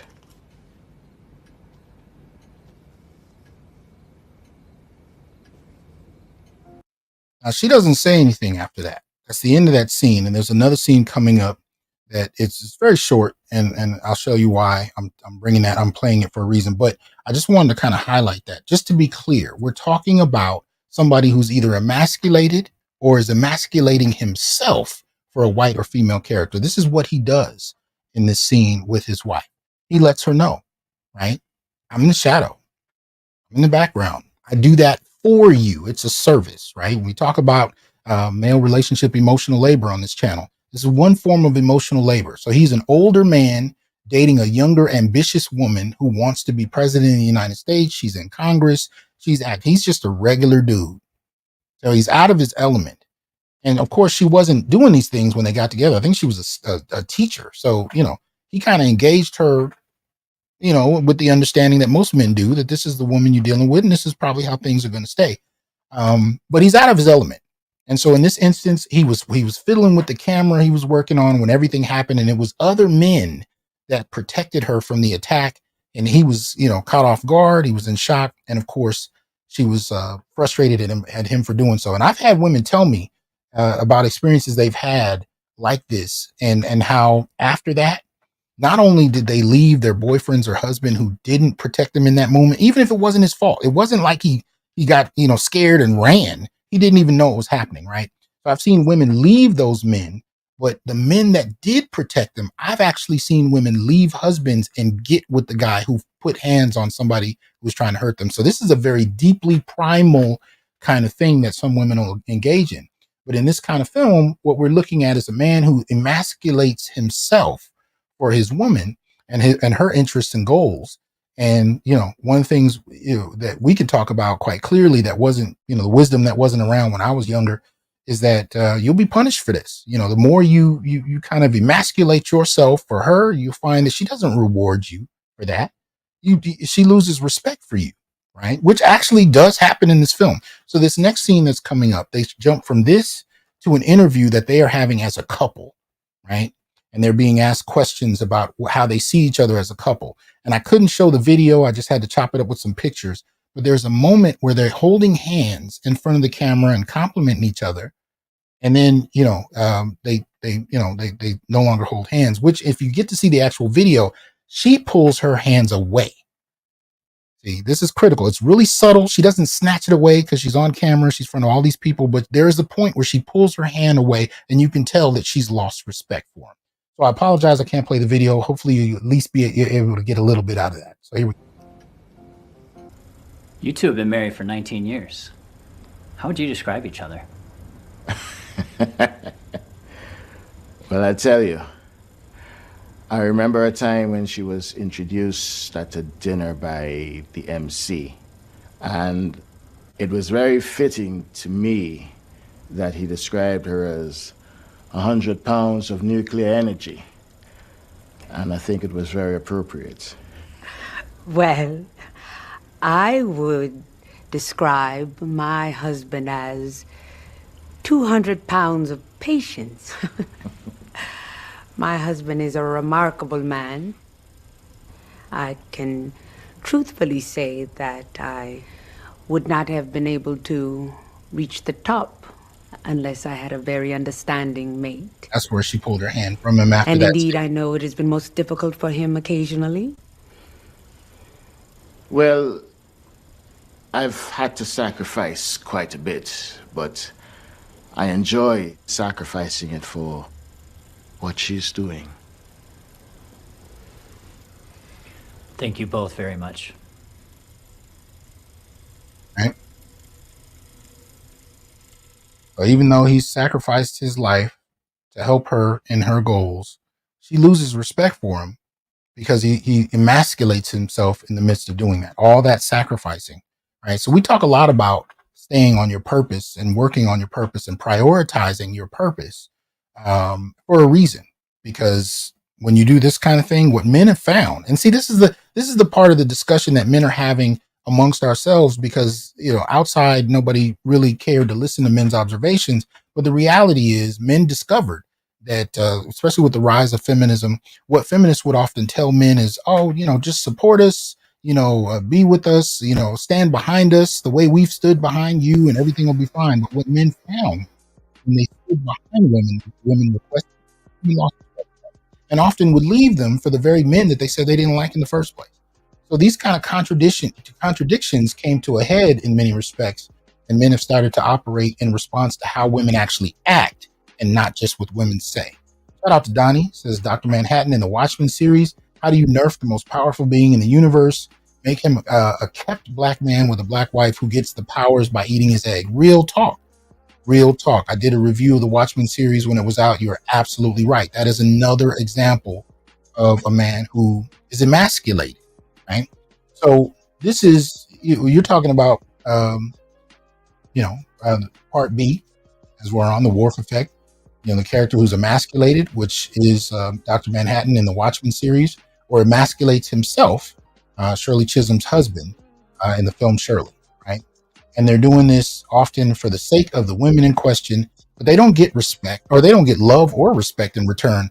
If anything, they get disrespect, right? He lost the sense of himself. And she eventually married the confident dude that did not emasculate himself in her service. And the contradiction here is Terrence Howard's character, and they did do a little light dark kind of thing, but that was real. Both the characters, her first husband was dark, second husband was light, so you saw this kind of color play out, but it was historically what took place in a relationship. But What you see happening, though, is that Terrence Howard's character did not emasculate himself. He worked for her campaign, but he never lost frame, right? The husband, the first husband, he gave up his frame entirely. And he thought that just serving her would win him affections. There's another critical scene that I don't have time to play today, between them in the film regarding money that really drives home this point. So the Worf Effect is real in terms of emasculation. Then we got number 9. Number 9 I call the Mr. Effect. Obviously, Mr. from Color Purple, right? Is there a character who is represented as an abuser or rapist with no backstory, context, or character-driven history or rationale? In other words, he's just an abuser because he's an abuser. If anything, he's a violent black man who's an abuser because he's a violent black man. It's a circular kind of logic. Now, there were hints. They gave a little more in the latest Color Purple film, few more hints about Vister's character that tried to explain why he was what he was, but those weren't central to either the first film or the second film. They were still treated as, ancillary facts. They weren't, relevant. So really what you saw from him more often than not was just somebody who was unloving and violent simply because, as opposed to a character who's driven from trauma or history or something that explains it. Like you can see Ceely's behavior came out of experiencing abuse all her life, not being considered attractive. Like you have a history with Ceely where you understand her behavior. And by the time you get to the scene where she finds this confidence and so on and so forth, after reading her sister's letters and connecting with Suge, she's found herself. That whole story you can make sense of because you've seen why it came about and what the issues were that brought it about. With Mr., he's a one-dimensional character for much of the film. And whatnot. So these kind of representations of black men as just, violent abusers or whatever with no clarification. And there are plenty of other examples of that don't, where these men are not explained, their context isn't given, they're just violent and they're there, right? I call that the Mr. Effect. You can do that with black men in a film. He could be, he could stick you up in an alley with a gun. He can beat on a woman and throw her kids out the window, even though they tried to explain that was because he was a soldier dealing with PTSD or whatnot. But, again, they'll give you these one-line explanations, but nobody remembers them because those explanations are not really made part of the story. The explanations are just given after the fact. So, there's some kind of sense of cover, but it really doesn't work because they're not part of the story. And they do this comfortably with black men. Black media does this with black men and we accept it. We don't push back, right? It's just kind of like when I post on, female teachers that are having sex with their students or wives who have killed their husbands or girlfriends who've killed their boyfriends. The first question that people have been socially trained to ask is, what happened to her to make her that way? And or what did he do to her to make her respond that way? So when a woman kills a man or has sex with an underage child, it's always about what happened to bring her there. What trauma did she experience? People want the story. But when you look at how people are conditioned to interpret black manhood in media, men can act out and there's no request for a story. It just needs to be punished. Even within the black community. If I post a story where a man killed his girlfriend, people don't ask what she did to bring it on herself. People don't ask, what trauma he experienced that made him do it. They just say he needs to die. Right? But when women do it, we got to know what the story is. Even though the data shows us that intimate partner violence is bidirectional in the black community and almost equal, almost entirely equal. And men have not been socialized to report the way women have over the last decades, going back to the 60s and 70s. They prioritized women and taught women how to see themselves as being violated in given situations and who to call when doing so. Men never got that training.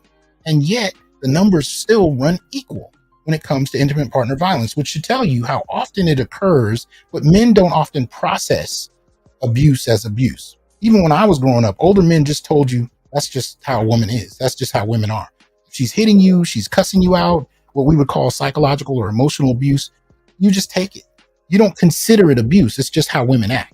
But if you start cussing at her out or hitting her or any of that, that's immediately identified as abuse, not only by her, but if you're doing it in public, everybody around you. So you guys have seen those old video clips on YouTube, and they're still there, where they do these social experiments where a woman or a man will beat up on a woman in public, and it's not real, right? They're actors, but he'll appear to hit her or beat up on her or even just yell at her, and you'll have others come around and help her. Other men that will put hands on him if need be, and they have a hard time trying to convince people, no, we're just doing this as an act. Actors are almost getting beat up doing this. But when women abuse men in public, even if it's with a weapon, nobody responds. And if they do respond, a lot of the time it's out of laughter, right? It's dismissed as comedic and funny, right? This is how we're trained and processed, especially by media, to interpret men and women's behavior, right? So when we see these kinds of scenes where men are just violent, criminals or abusers or rapists simply because they're men, we're trained to accept that. And we don't ask what happened to him to make him that way. We just want to see him punished. This is why in The Color Purple, when Mr. is left alone and he's depressed and miserable and his house is a wreck and nobody's around, the women cheer, right? Because they don't care about what his background is. They care about him being punished. And if he doesn't go to jail or get beat up by a group of men, at least life got him back, right? This is how we process a lot of this. And we've been trained to do so. So I'm trying to call this out by pointing out how men are often mistreated along these lines, and we accept it. Number 10 is the magical Negro effect. I kind of alluded to it in the first part. We go into a little more depth here in terms of identifying it straightforward. The magic Negro effect is there a character who spends most of the story overly catering to white or female characters, especially without context or explanation, right? Often, we've heard this trope for years. I haven't seen the latest magical Negro film. I heard it didn't do too well, but the very concept of it comes out of an older critique of Black characters that really only exist to service, white characters or women. That's all they exist for. They have no desires of their own. They have no sense of self. They have no history. They just appear out of nowhere and magically help other characters simply because those characters are there. And usually there's no backstory and there's no end story to what happens to them. They just come and go. But as long as they're a service to someone else, that's all that kind of matters. Yeah. But I haven't seen the association or whatever it's called from Magical Negroes, right? Driving Miss Daisy, absolutely. Right. Those kind of films where, we exist to provide. I mean, hell, if you look at the middle one, right, the Green Mile, he actually plays Jesus Christ. This is supposed to be, John Coffey is supposed to be a representation of Jesus Christ, but he's played in stereotypical fashion. So he's not very intelligent. He's a big lumbering brute.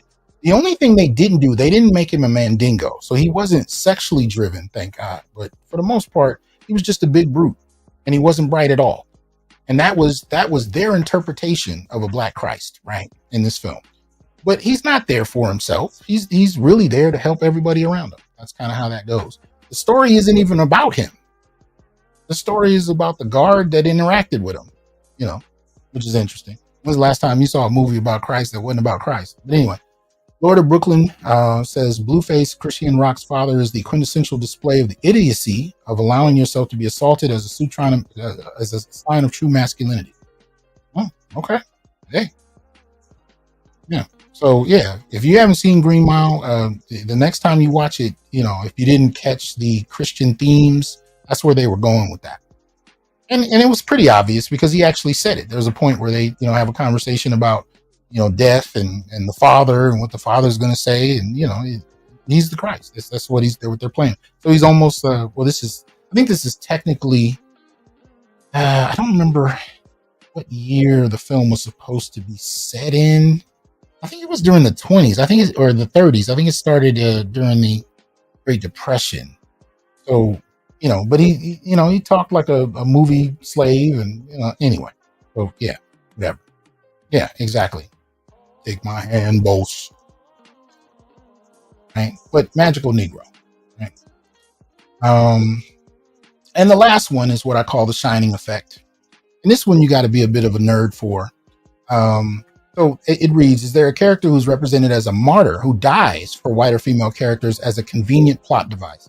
The image I chose, the moment I chose, is Scatman Crothers playing Dick Halloran from The Shining. And if you remember The Shining, now let me be clear. I've always loved Scatman Crothers. I love seeing him in a number of different projects, movies I grew up watching. He was the voice of Jazz for the original Transformer cartoon. I loved Scatman Crothers growing up. I saw him to this day. I love catching the scene with him on with Red Fox, and they did this little singing thing on with Fred Sanford or whatnot. And I loved him. So I'm not criticizing him, but his character, Dick Halloran, basically, he hires Jack Nicholson and the family to come watch over the Overlook Hotel for the winter. He leaves, I think he was in Florida or something. He goes back home. He's relaxing one night, and he's a psychic, so he could tell something was wrong. And he literally went back to the hotel in the middle of winter by himself to try and help this white family, particularly this little white boy. And he gets hit in the chest with an axe, which is the scene you see right there. And he dies. And it's just kind of a plot device. But he's this kind of martyr figure that kind of starts to teach the little white boy how to use his powers. And actually, if you watch the last Shining, Dr. Sleep, the last Shining sequel, Dr. Sleep, his character comes back. It's obviously played by a different brother, whose name escapes me right now. Damn it. He's a brother that played John Johns in the JLA series. He played the Black Captain America in the MCU. I like him as an actor as well. He played he had his own superhero show for a minute that I actually liked. I think it was called Mantis. But his name escapes me right at the moment. So one of the brothers will hit me with it in a second in the chat. What's up, Dr. Dunbar? Yep, Red Room. But anyway, yeah. So he kind of dies trying to help this white family. And there's really not a lot of explanation why he would care that much, why he would put his life. Carl Lumley, thank you, Donnie and Malika. Carl Lumley plays Dick Halloran in the sequel to The Shining, Dr. Sleep, and he's a ghost, and they kind of explain. But this is who he's playing. And so he dies, and there's no real explanation for why he's given his life for this white family, this white little boy. And they still deal with it in Dr. Sleep. He still talks about, and he even kind of asked the question why he had to die. And, but it's not asked in the same spirit I'm asking it, but it's still an issue because they didn't bother to explain much. But my point is simply, if you have black male characters that are giving their lives to white or female characters simply because they exist, these are things that we got to push back on, right? So that's it. That is the ONYX Media Test. I'm still developing it. You guys have some ideas, let me know. But these are all just, the kind of ways we've seen black men represented, and, we want to kind of question and push back on, right? Because the whole question of masculinity doesn't really get asked in terms of how we want to see our masculinity represented. And even when we make our own projects, we tend to still fall prey to playing tropes that work against us. Now, I'm going to put the link out there. If anyone wants to come up and talk a little bit about, their thoughts on this or something else they've seen or examples that need to be better covered or something else you got, that comes to mind. What's up, Ian? It's good with you, man. Come on through. What's up, Dead Set? Let me see. All right. So it says, as long as we got Brant Jean, white people will always have a Negro ready to apologize. Damn. All right. So we got a few people coming up. Malika. Let me get Malika up in here. What's good with you, man? Peace and love to you, good brother. I love this topic. You as well. I appreciate you coming through, man. Let me just write a few notes down. Oh, go ahead. I had to write a few notes down. Oh, that's what's up. Let me so I'm gonna bring AB in here, and I'm gonna bring Gavin in here. And what I'm gonna do, I'm gonna read this super chat, and then I'm gonna let Malika go in, and then I'm just gonna cycle you out because we have some other people coming in here as well. But Donnie says making House Valarion a black family in House of Dragon was all DEI. The men in the family were emasculated, martyred, or cooked, and the women live in the Bridgerton version of Hardwig soft life. Damn. All right. Give it to us. Tell me what you got in here, Malika. One of the things I realized, Spike Lee did something very, very good, and you mentioned school days, and I put down foolish rivalries with black men, with Lawrence Fishburne and Giancarlo Esposito in School Days.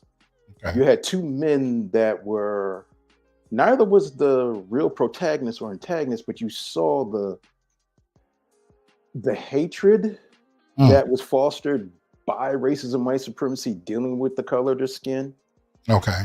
Both very highly intelligent men, going for higher education, where these men, whatever path they went on, it was they could be great. But then at the same time, Giancarlo Esposito pimps his girlfriend out to bring his fellow pledge over for his virginity. And Lawrence Fishburne's girlfriend says, you know, I only think the reason you got with me because I'm one of the darker sisters on the oh, that's yard. right. Yeah.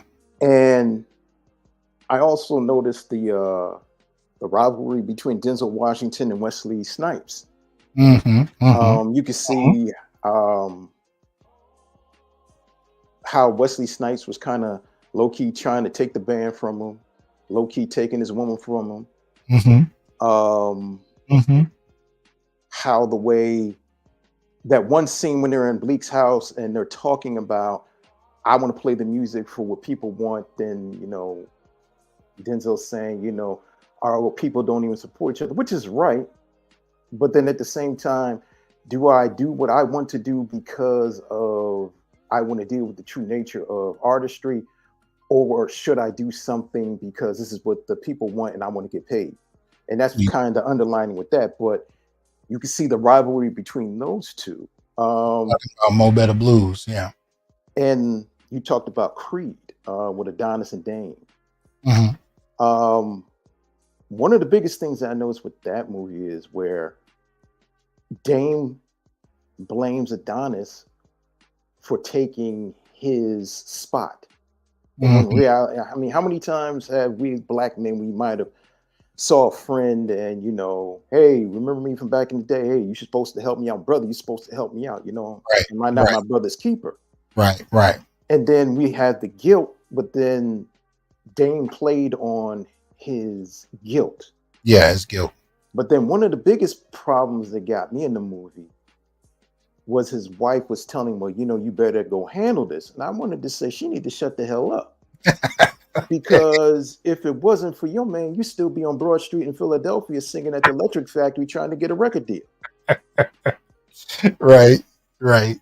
But you know, real quick, I love the end of Creed 3. Yes, because matter of fact, you know, from Creed 2, that was the scene where Michael B. Jordan repeated that scene, because that was that scene from Creed 2 was when Michael B. Jordan is talking to Drago's son.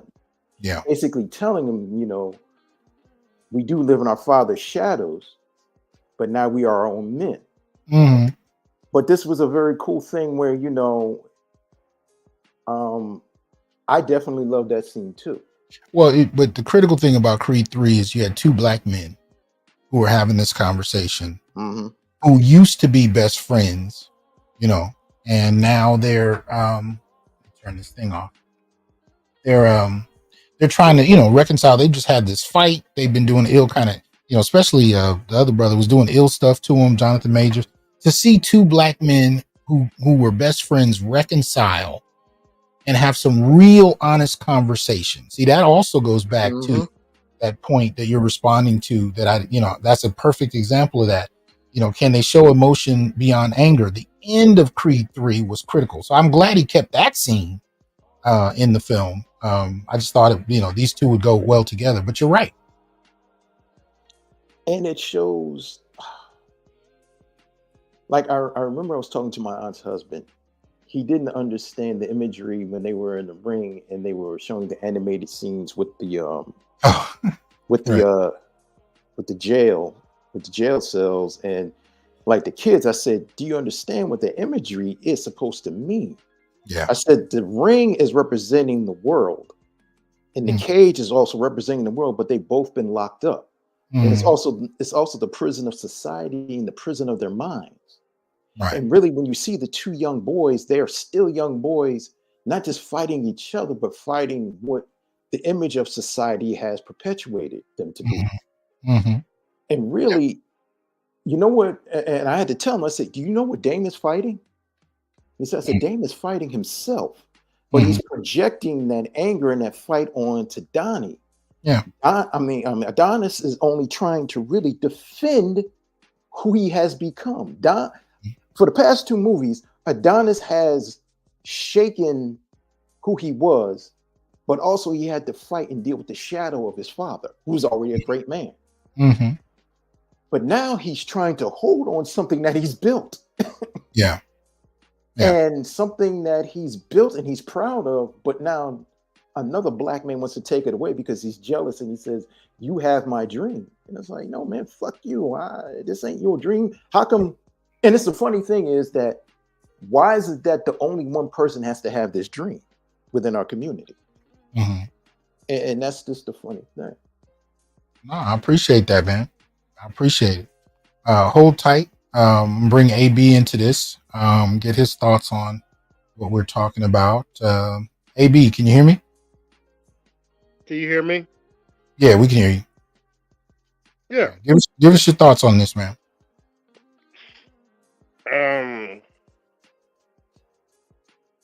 There are a range of how they portray black men. Personally, I'm still watching Deep Space Nine even now. Yeah. Just to see a positive image of a black man on TV. Yeah. And black fatherhood at that. Yeah. Mm-hmm. And to a degree, a black husband. Yeah. Even though they got married near the end of the last season. Oh, okay. I thought you were talking about the beginning when he starts. You know, they kind of show her death. You're talking about the end. Yeah. Yeah, with what's her name, Cassidy. Mm-hmm. And you know their struggles and stuff, and you know, she got in trouble because she was dealing with a certain group. She had to go to prison for a little while. Okay, yeah. and had to come back. Right. And that was just a very strong character. Even before he got the facial hair, you got to remember he still punched Q in the face. right. And Q sitting up there like, wait a minute. Car never punched you in the face. Like, you're not doing it. Right. Absolutely. I haven't seen Creed 3, but addressing that scene where his mother passed away, I could tell you, my mother's been gone for about 10 years now, a little over 10 years. Wow. It's not something you get over. It's something you learn to live with. Yeah. It's a little hard to describe, but it's really not.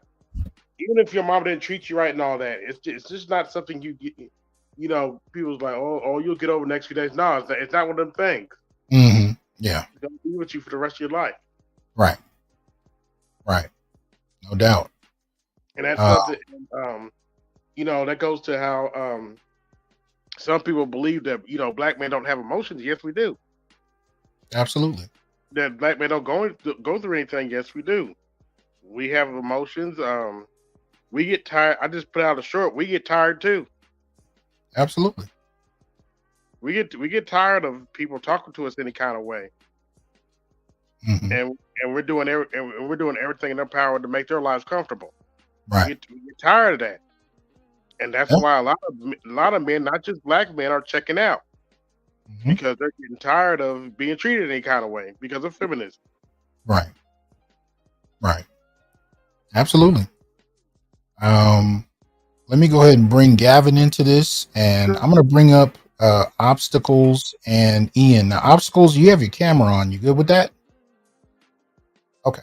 All right. So bringing in Obstacles, bringing in Ian. But Gavin, go ahead and break it down, man. What are your thoughts? Wow. There's so many characters I'm thinking of, ranging from, I touched base a little bit in my comment about Carl Winslow. He went from being a sergeant to be promoted to a lieutenant, but he was still kind of like buffoon even throughout up until the end of the series. That's one. Then there's other characters like Papa Pope from Scandal, played by was that guy Joe Morton. Mm-hmm. And then my main one, way back in the 90s or late 80s, a man called Hawk. Oh yeah. Very positive character, man, very positive role in the show. And then we go down to Black Panther with Chadwick, and then Wakanda Forever. Yeah. Those are, failings along the way, and it's been touched on so many times. I think you even dissected it in one of your broadcasts. But yeah, it's just to this day, to this very moment, still out there. Yeah, and these are things that we have to become adept at identifying, so we don't recreate it in the media that we're building for ourselves. You know what I mean? Which is something you do when you don't know any better. So we actually have to be the ones to call it out. Right. And brother Nate Parker, he's doing his best, but then look what he's got so much backlash. It's been a while since he's produced and put something out there, but when he did, it was a very different light, different perspective, point of view, and bent. Yeah, absolutely. Let me go ahead and bring in obstacles, and then we'll go to Ian. Give us your thoughts about this obstacle. Yes, it's very interesting. And I want to say, I really do appreciate you taking the time to do this, because I don't think that even in other spaces, this is highlighted, and then like it goes deep to the root, like how the conditioning works with a lot of this stuff. So I really do appreciate you spending time here and doing that. Well, no, thanks for coming through. What are your thoughts? Yeah, so just like the previous gentleman said about the condition, and it's it's super serious. I mean, at my age, I retired at 34, and now I'm like 36. And I remember a lot of times during the path, my family really had these conditions that they wanted me to fill as the son, and my dad passed away. I was kind of like that single mom son, that son husband that they wanted to convert me into. And I remember at one point, my grandma, it was just like a matriarch family. And they really wanted me to take this role where it's like, hey, you die for us. And at a certain point, when they were talking about me getting married, it said, to my face, if your wife ever divorced you, we'll be on her side, and she should get everything from you. And it was like, it took a long time. That's what we call the gynocracy. But yeah, go ahead.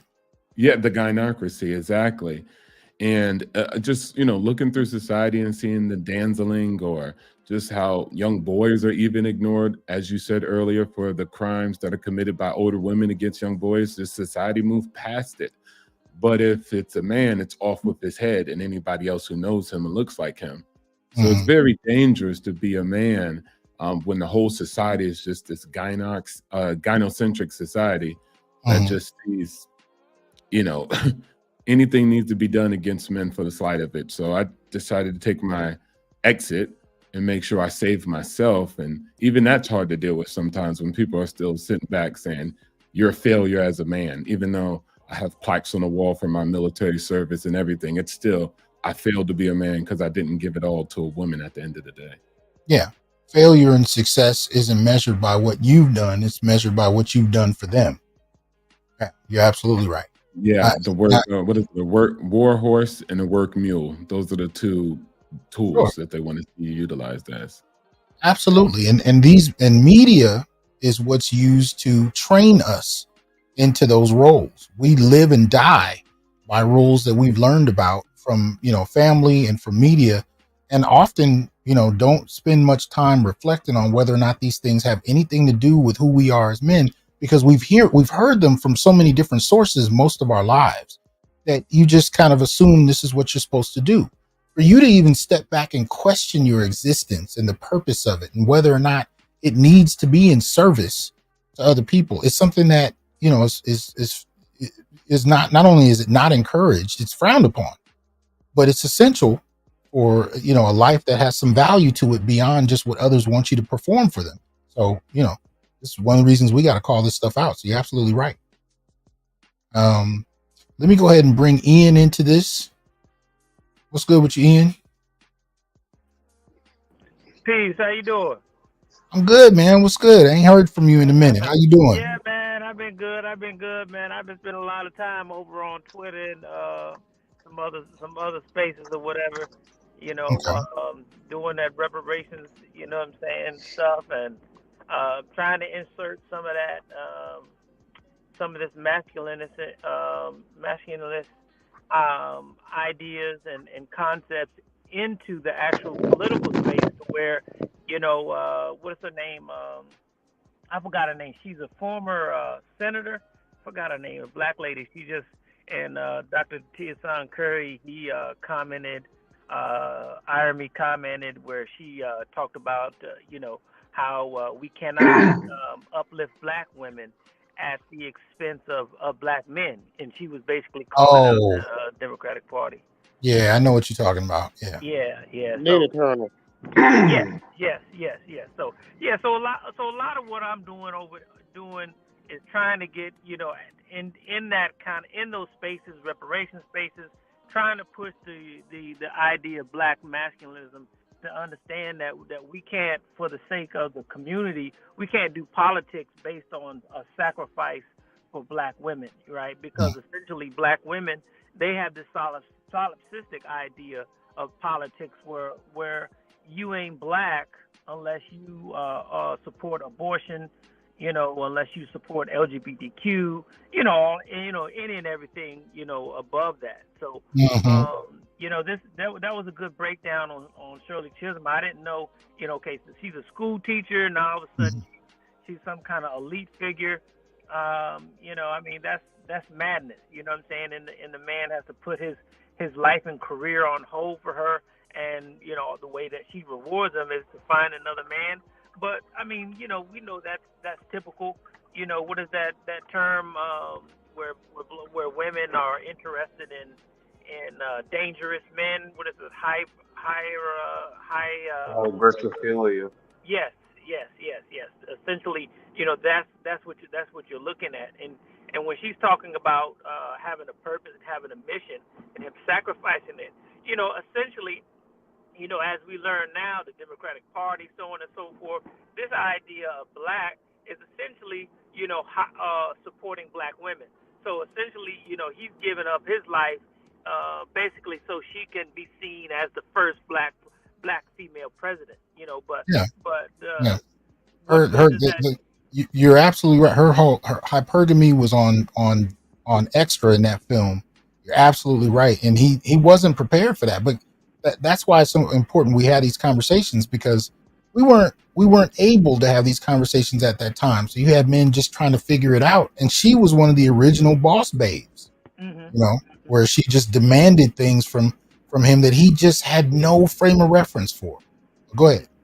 Yeah, and that's unfortunate, because in a lot of cases, black men love these women. We love the women that we with, and unfortunately, they take advantage of that. And we have to follow behind them, and if we don't follow and support them, not only do we not love them, then becomes in question, like the passport bros and so on and so forth. If we don't support them, 100%, then we become some kind of bigot or racist, even, in a lot of cases. Yeah. Absolutely. Appreciate that. Mm-hmm. Let's go ahead and get Beastly Nerd, get his thoughts in here. What's good with you, man?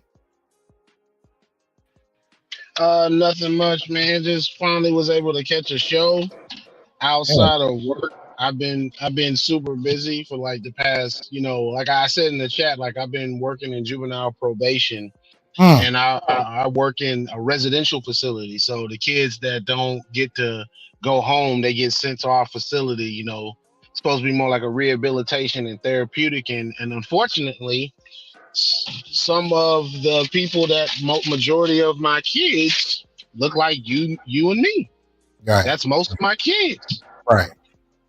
And so I can count on one hand on how many white little kids up in there, but it's mainly us up in there. And having this imagery, and one of the things that I'm having to constantly fight is the thug gangster image because that's all these kids know, Right. unfortunately.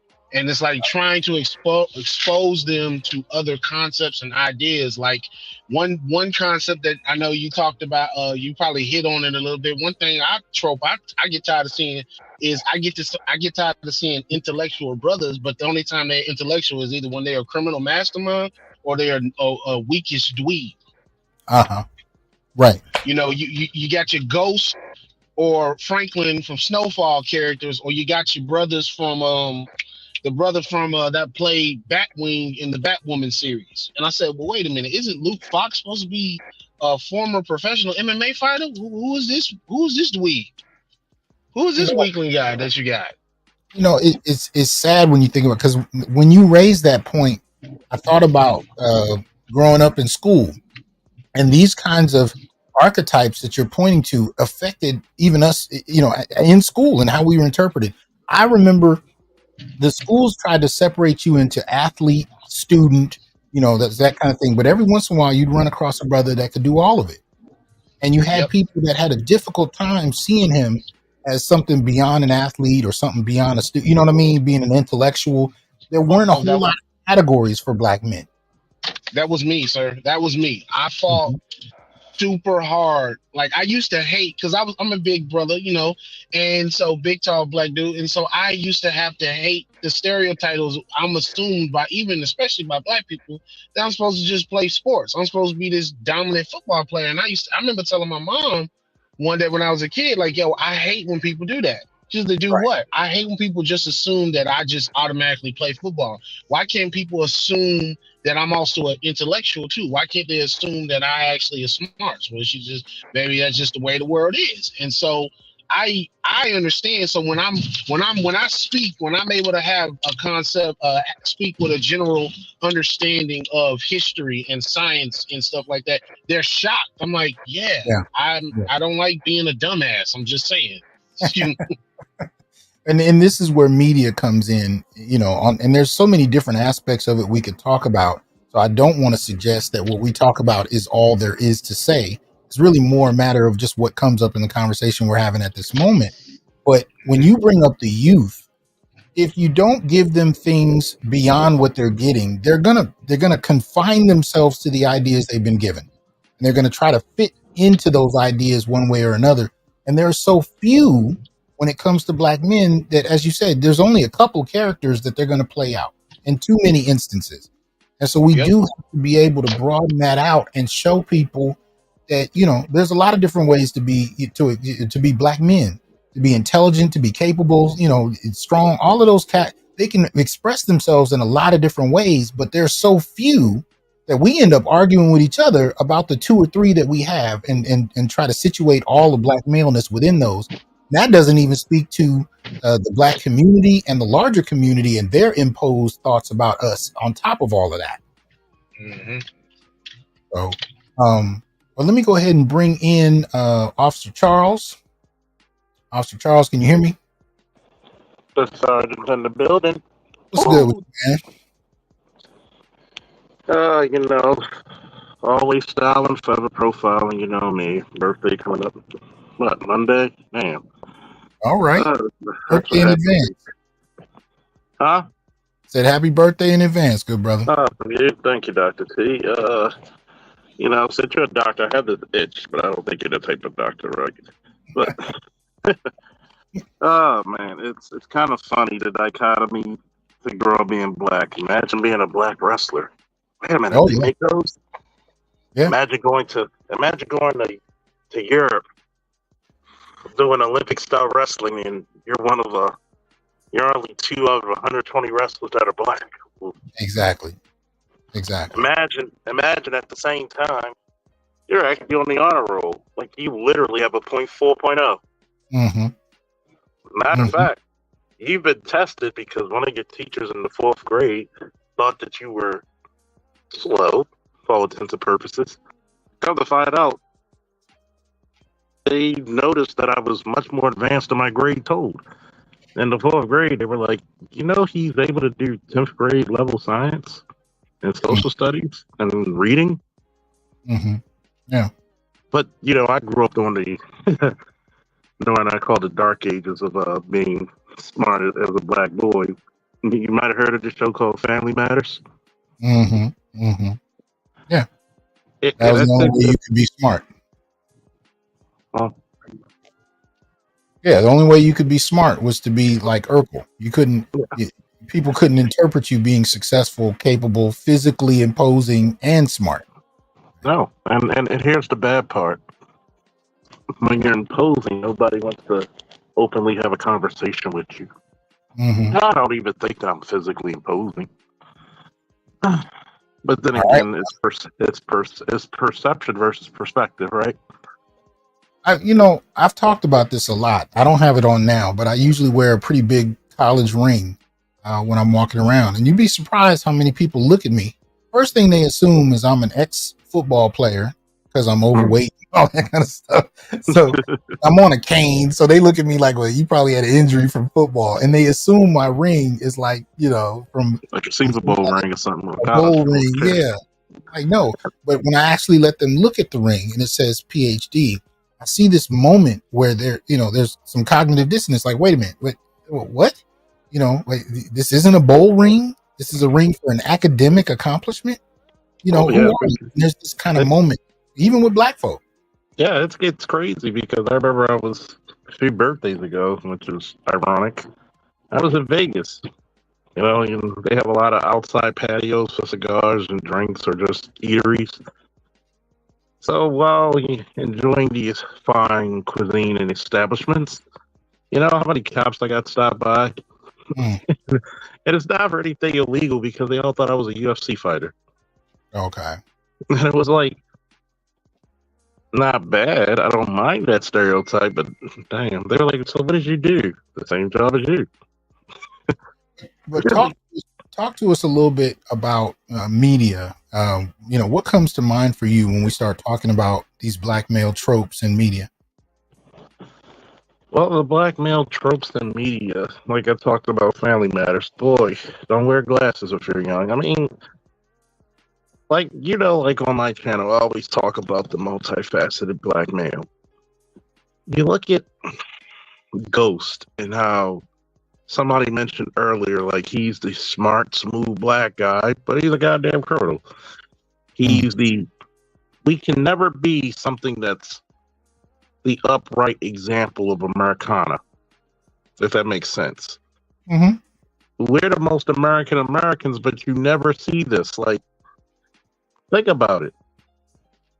One of the most wonderful speeches I've heard in a long time by a black actor was Anthony Mackie in the Falcon and the Winter Soldier series when he finally took on the mantle of Captain America. I want you to think about that. It was a lady, I forget her name at the moment, and she created the Sunman, who's part of the Master of the Universe, because her son literally said he can't be a superhero because he's black. Right. Think of how many times we see the black guy as either the petty thief, the lackey, for all intents and purpose, the coon. If you are smart, it's either you're cooning, you're a criminal, or you're the nerd. You can't be the multifaceted guy. Right. And for the longest time, like probably yourself and other gentlemen in this panel and on this post, you've always felt boxed. You can never truly be you. Yeah. And I think that's even impacting us on a larger level in terms of dating and mating. Because when you look at the passport bros, for example, a lot of the guys that I hear that identify themselves as passport bros they're the guys you're describing. They didn't fit into one box very easily, and and had to go really elsewhere. They had to be creative and find other ways to express themselves in other environments for people to appreciate, the nuance and the complexity of who they were. A lot of times if you don't fit into these boxes, that's kind of the end of it. Go ahead. And speaking of complexity, good doc, I don't know if you saw my comment in the chat. I had an ex-girlfriend who says, and I quote, I wasn't able to protect her. Oh. I know. Dun, dun, dun. And we were out somewhere, and she's like, well, you didn't protect me, and I don't feel protected. So I said, come here. Like what? We're gonna walk around there. I said, do you know why we took the longer way around? Mm-hmm. She's like, why? You see that group of guys over there? I've been watching them the whole time. Yep. Yeah, I'm carrying a gun, knife, and extra ammo, but why do it if you don't have to? I said, you see those people over there? They're beefing with them. I've listened to the whole conversation. But you didn't notice, did you? You didn't appreciate that. You're supposed to give... It's a shame where... I guess it was, what, Shirley Chisholm that you played earlier? Mm-hmm. You want me to be all these things and your protector. But yet, you thought that a black woman running for president was going to be safe? Yeah. You know, you put the whole family at risk of being killed? I've said this before, Doc. Women do not understand danger on a fundamental level as men do. Mm-hmm. Because we're so good at protecting them, they have no clear, unless it's imminent danger, they have no clear comprehension of it. The thing about it is, and I'm speaking to, you own your own security company, so you correct me if I'm wrong, but I've always operated under the notion that the best protection was preventative. In other words, I'm going to try and put us in an environment where me having to put hands on someone, it doesn't have to happen, or at least the chances of it lessen dramatically. De-escalation is key, good sir. It's like my wrestling coach said so many years ago.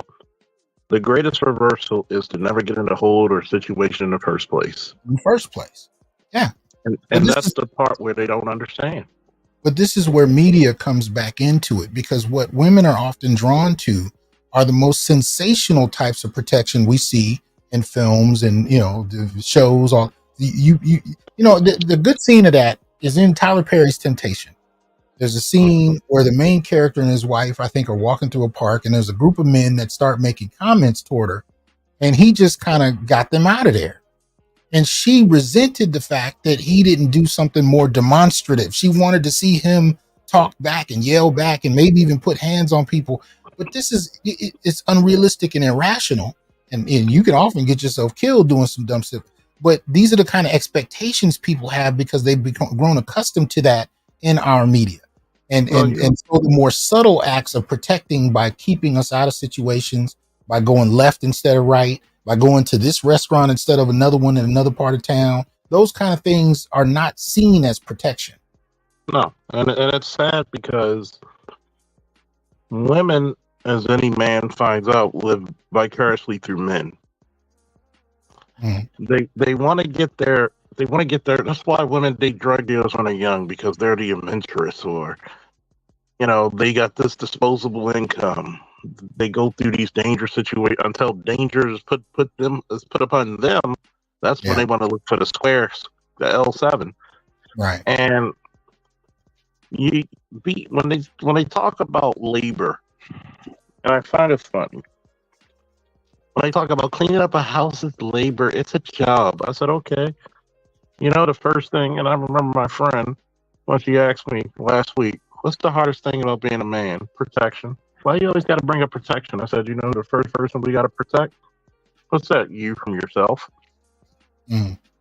Because you're living in a world where they're saying you're equal, but if we put you in a locker room 10 by 10 with any man your size, equality be damned, come rescue me. Well, and I'm not quoting violence, but I said to her, let's go out there and let's do an experiment, a social experiment. I'll have a flat tire. We'll see how many people will come help me. You have a flat tire. Let's see how many people will help you. Right. And I said, that's why we live in two different worlds. I understand it. I think that we understand it by not proxy, but full frontal exposure. They don't even understand it by proxy. Well, Charles, I want to get in a couple more people, and there's also no. I appreciate you bringing that in. It's just the other thing I need to tell y'all. My son and I are about to go check this Godzilla movie out tonight. I want to kind of make sure I don't get Good too lost stuff. in that. But Good stuff. And check something. out. I'm gonna be gone with that one. Okay. I'm gonna be gone and check out that X-Men '97. It's pretty good so far. Oh yeah, Always I've good been talking to you, good doctor. You too. But what I was going to add to what he was saying though is in terms of oh man, it was something he was just talking about in regard to protection that just escaped me. But anyway, I want to get Andre in here. Andre, you hear me? Andre 416. Oh, my apologies. No problem. Good evening there. What's going on? Yeah, I was listening to the conversation. I never Mhm. watched Creed 3, but I don't remember the exact quote that happened at the time, since a lot has happened since that clip was played. Mhm. But I was saying in the chat, that was just like an example of brotherhood to me. Yes. And yeah, in terms of like media representation, I would say what I was thinking was like a better example would be like that episode of the Boondocks where it was like a dude that was like a blood and a dude who was a Crip, right? And Mhm. like it was like it was the moment episode. Okay. Yeah, I don't know if I can say that, but it was the moment episode. And the moment that they realized that, like, the one dude was just like, what are we doing? Like, this is stupid. The cops came and yeah, they ended it for both of them, basically. Okay.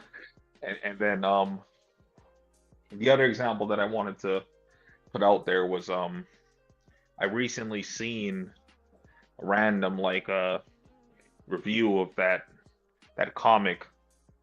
It was Black Marvel, where it was like Okay. he was doing all this, but then once the people found out that he was black, Oh, like he had, I know what you're talking about. Yeah. yeah, he Yeah. had to shut it down. And he was just like, regardless, he still wanted to do what he wanted, like he still wanted to help people, but like the president told him, like, you got to stand down. Right. Like I haven't read the comics, so I don't know the details on that, but just that Blue was just Marvel. an example. Yeah, Blue Marvel. That was just Yeah. an example of him wanting to like basically be a hero for who. Right. No, I hear you. Yeah. Hear you. Yeah, and like I wanted to start off with that, but the other thing that I just wanted to say real quick is the other example of like bad media representation, which is the way that I took this as, was because you got movies like, say, like your Boys in the Hood, right? Where it's Mhm. he was in the car, but he got out the car, and like Okay. yeah, it's like all these things had to happen basically for him to like be on the straight and narrow. And even when you look at like your Menace to Society, where it's like at the end of the movie when he finally wants to be a family man, is after he's already done a whole bunch of stuff that he couldn't come back from. Okay. So you're saying overall, like what would you point to as your overall argument when you bring these examples in? What are you saying? Well, my examples with at least for like the live movies were basically it's either you went through some stuff Mhm. before you wanted to make a change, or when you made your change, it was already too late. Okay. That's Okay. like the type of like media representation that I've seen. Right. But yeah, like I'm not old enough to see what happened before and whatnot. Just that's just what I grew up on. And Okay. when I mentioned like the like the animated versions of stuff too, that's it's kind of the same thing where it's like these dudes, it's like, I'm a blood, you're a Crip, let's go into the usual BS. But as soon as they're like, what are we doing? This is stupid. Like, we should be doing something else. Right? Okay. Kind of the same thing at that point. Okay. Appreciate that. Before I go to Indigo, and I want what I'm gonna do after Indigo goes, I'm gonna let each of you give a brief closing thought, because I'm gonna have to get out of here. But I just want to say in regard to protection, what I was going to bring up when Officer Charles was talking was when he was talking about the dynamics between men and women. One of the things that frustrate people today is that we hear feminists and women who don't even know much about feminism decrying and attacking the idea of patriarchy. But when you listen to them tell us what they want for men, they want patriarchy. That's when you say protection and provision, that's patriarchy. When you have an expectation that the men in your life are supposed to lay their lives down and die for you in protection and are supposed to provide for you, even if you make more than he does, he's still expected to cover all the bills and whatnot, so that your money is your money and his money is everybody's money. Those kind of precepts are fundamentally patriarchal precepts. So it's a contradiction that we hear much of the time, even in pop culture, from women in terms of social expectations versus this criticism about patriarchy. And you can't have both. So you either need to accept that patriarchy is a reality and negotiate it on a different set of terms based on what reality is, or you get rid of it, but you get rid of it alongside your expectations of men. And I'd be curious to see how that goes, because protection, for example, and really provisioning is just another form of protection. Both of those things are so fundamental and necessary for everyday life, especially for women, that, it's surprising to hear this kind of contradiction coming from them. But that's one of those other things that gets confusing about all of this, because even when you watch these movies and you see what women respond to most in men's movies, they respond to masculine, protective, or patriarchal notions, but then they'll turn around and tell you patriarchy needs to die and this and that. And it's like, I really don't think you know what you're asking for. But anyway, let me get Indigo in, and then I'll give everybody a chance for a closing thought. Indigo, give us your thoughts. Hey, salute, Dr. Johnson, everybody on the panel and chat and all the viewers. Appreciate your breakdowns as always, man. And, the thought that you put into this ONYX Media Test. Thank you. Always appreciate the things that you come up with, man. And I always look forward to them expanding and, being applied more widely. There was one particular point of the ONYX Media Test that stood out to me in regards to a recent historical person, and that's point number 9, the Mr. Effect, and it made me think of Ike Turner, right? Because it wasn't until recently, just within the last handful of years, that I realized how much we as the general public don't know about Ike Turner. All we know about Ike Turner is Lawrence Fishburne's portrayal of him and What's Love Got to Do with It. Right. And I was a kid when that came out, so it's been a minute since I've seen that movie. So somebody feel free to correct me if I'm wrong, but I don't recall there being any type of backstory or any type of context given for Ike Turner. No. I was really surprised to actually learn about him as a person and his background. Right. It really, like Ike Turner, for all of his misdeeds or whatever the case may be, was really given a raw deal. And I think it's regrettable. Obviously, I don't condone things like domestic violence, intimate partner violence, drug use, and things like that. Don't condone those things, and there's no justification for those things. However, there's so much about Ike Turner's actual life that may have given some type of context. Him being from the being born in the Mississippi Delta in the early part of the the 20th century, and what life was like for Black folks in that particular state. The reputation that Mississippi in particular had back during that time for the virulent racism. His father damn near being lynched just about at the age of 5, and him witnessing part of that, and the fact that from the age of 6 onward, he was sexually violated and molested by grown women. Yes. right? What effect must that have had on him? Right. And how he actually went on to become, and I didn't appreciate this until much later, how much of a real innovator, a musical innovator he actually was, and how crucial he was to the formation of rock and roll. Right. Right. And you know, all of that was missed. Go ahead, Doctor. No, what you're pointing to is you're basically trying to take the character from the film and really highlight that the human being behind that character was not the character. And that's one of the things I think people still do in this reality. We look at movies, especially if they're about real world people, and we assume that the movies told us everything about this person. I mean, the two things for Ike Turner that if you at least you should check out after that movie, you should check out the Unsung episode on Ike Turner. Yes. That was just, it will shatter your world to hear about, because not only was his father lynched and he lived through it, but the last months of his life he had to live outside of the house because his insides were exposed, and people said you could literally smell it for over a mile away.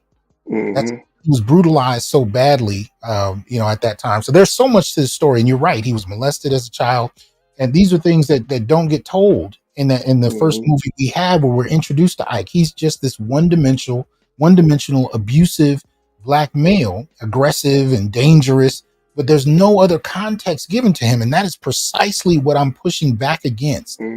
Absolutely. Who is this man?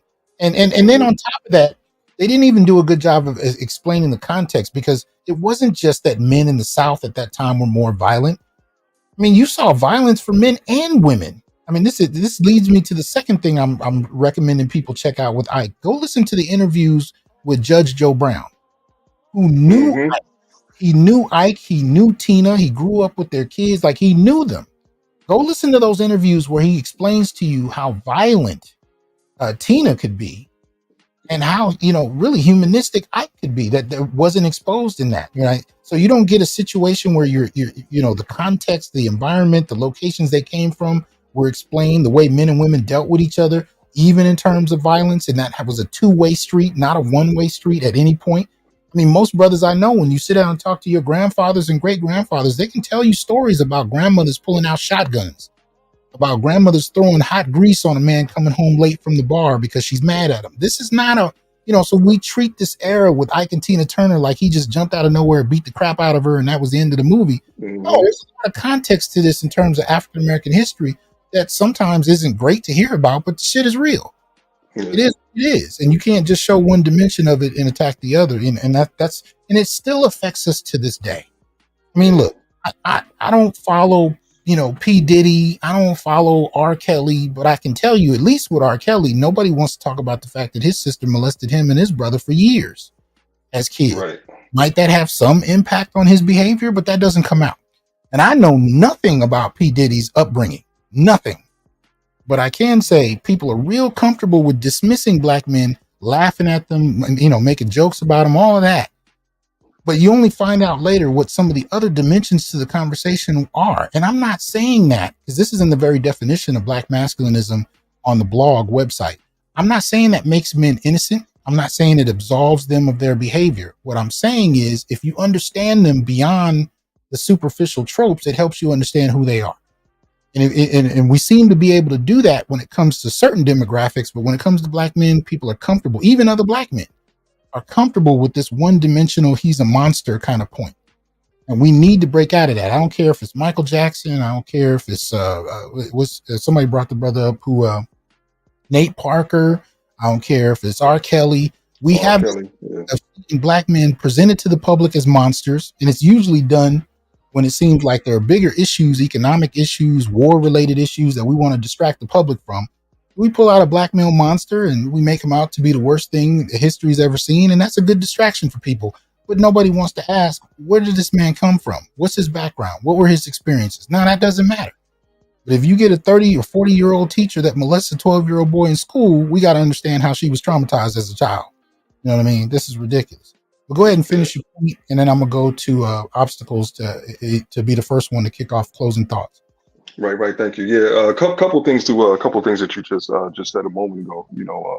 About the the stories that fathers or grandfathers might tell us. There's so much that our fathers and grandfathers don't tell us about our mothers and grandmothers, Yes. because they think they're protecting us, or they think or they're trying to protect the image of your mother, your grandmother.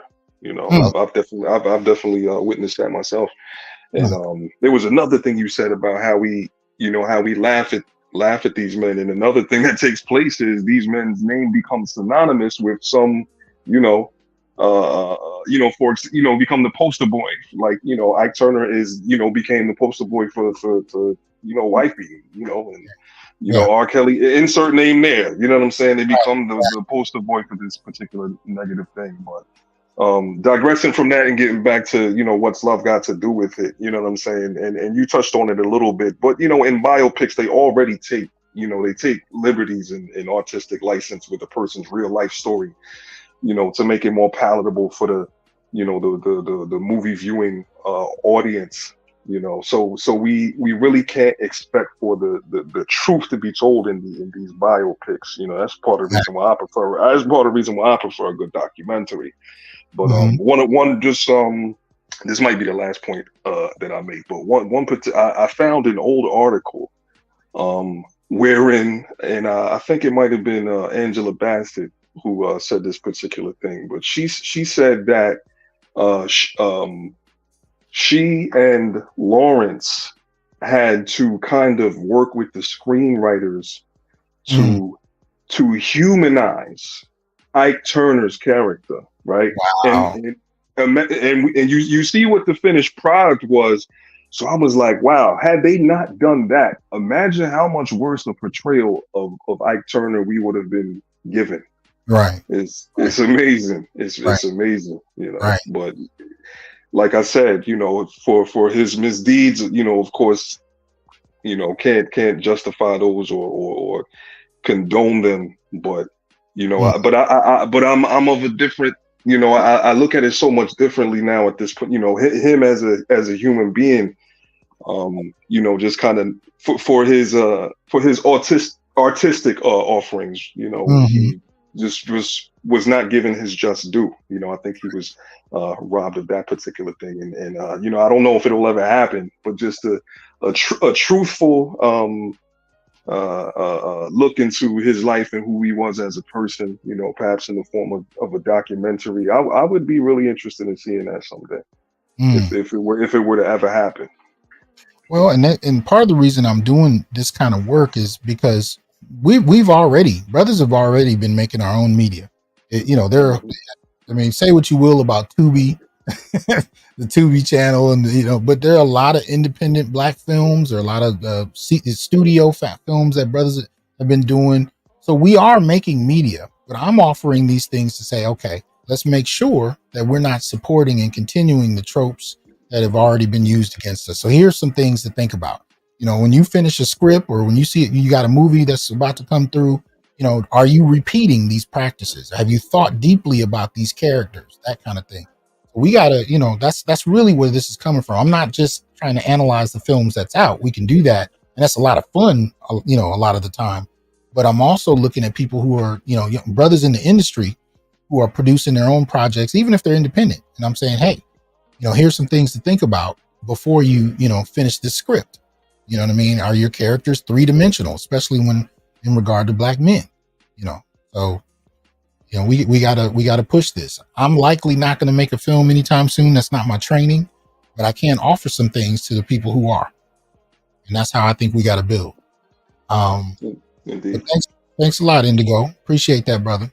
Thank you. All right, I'm gonna take you down. I'm gonna go to obstacles. I'm gonna let you say your piece, and then we'll just go from there. Well, we'll definitely have to hire you as a consultant on the actual movie then, Dr. T, because that would be necessary too. Okay. So I was going to say that when we talked about protection and provision, I think one great movie was Tyler Perry's Confession, or what was it called? Confession of a Marriage Counselor, where you have Bryson, who's a real, educated guy who wants to buy out the pharmacy after he was worked there for a long time. And then you got the rich billionaire. And when they were in the park, right? When at nighttime, when they were coming from dinner, the guys were saying something inappropriate. De-escalation was his best tactic. He didn't know what they had on him. He didn't know what Exactly. weapons they had, how many of them. So he just avoided it. Now, of course, what happened in there? She wanted to escalate. She wanted the back talk, but she wasn't Mhm. going to suffer the physical consequences. So guys Exactly. have to be very careful about that. And some Mhm. guys find it off like, yo, my girl, she doesn't play. She's likely the one to start stuff. And they think it's kind of like cute, but it's not, because she will defer you once it becomes a physical matter. And so you have to be very careful with stuff like that. Oh no, Now, I've even dated a number of women like that, and they're quick to start a fight. But the reason they're often so bold is because they don't expect anything to come back to them.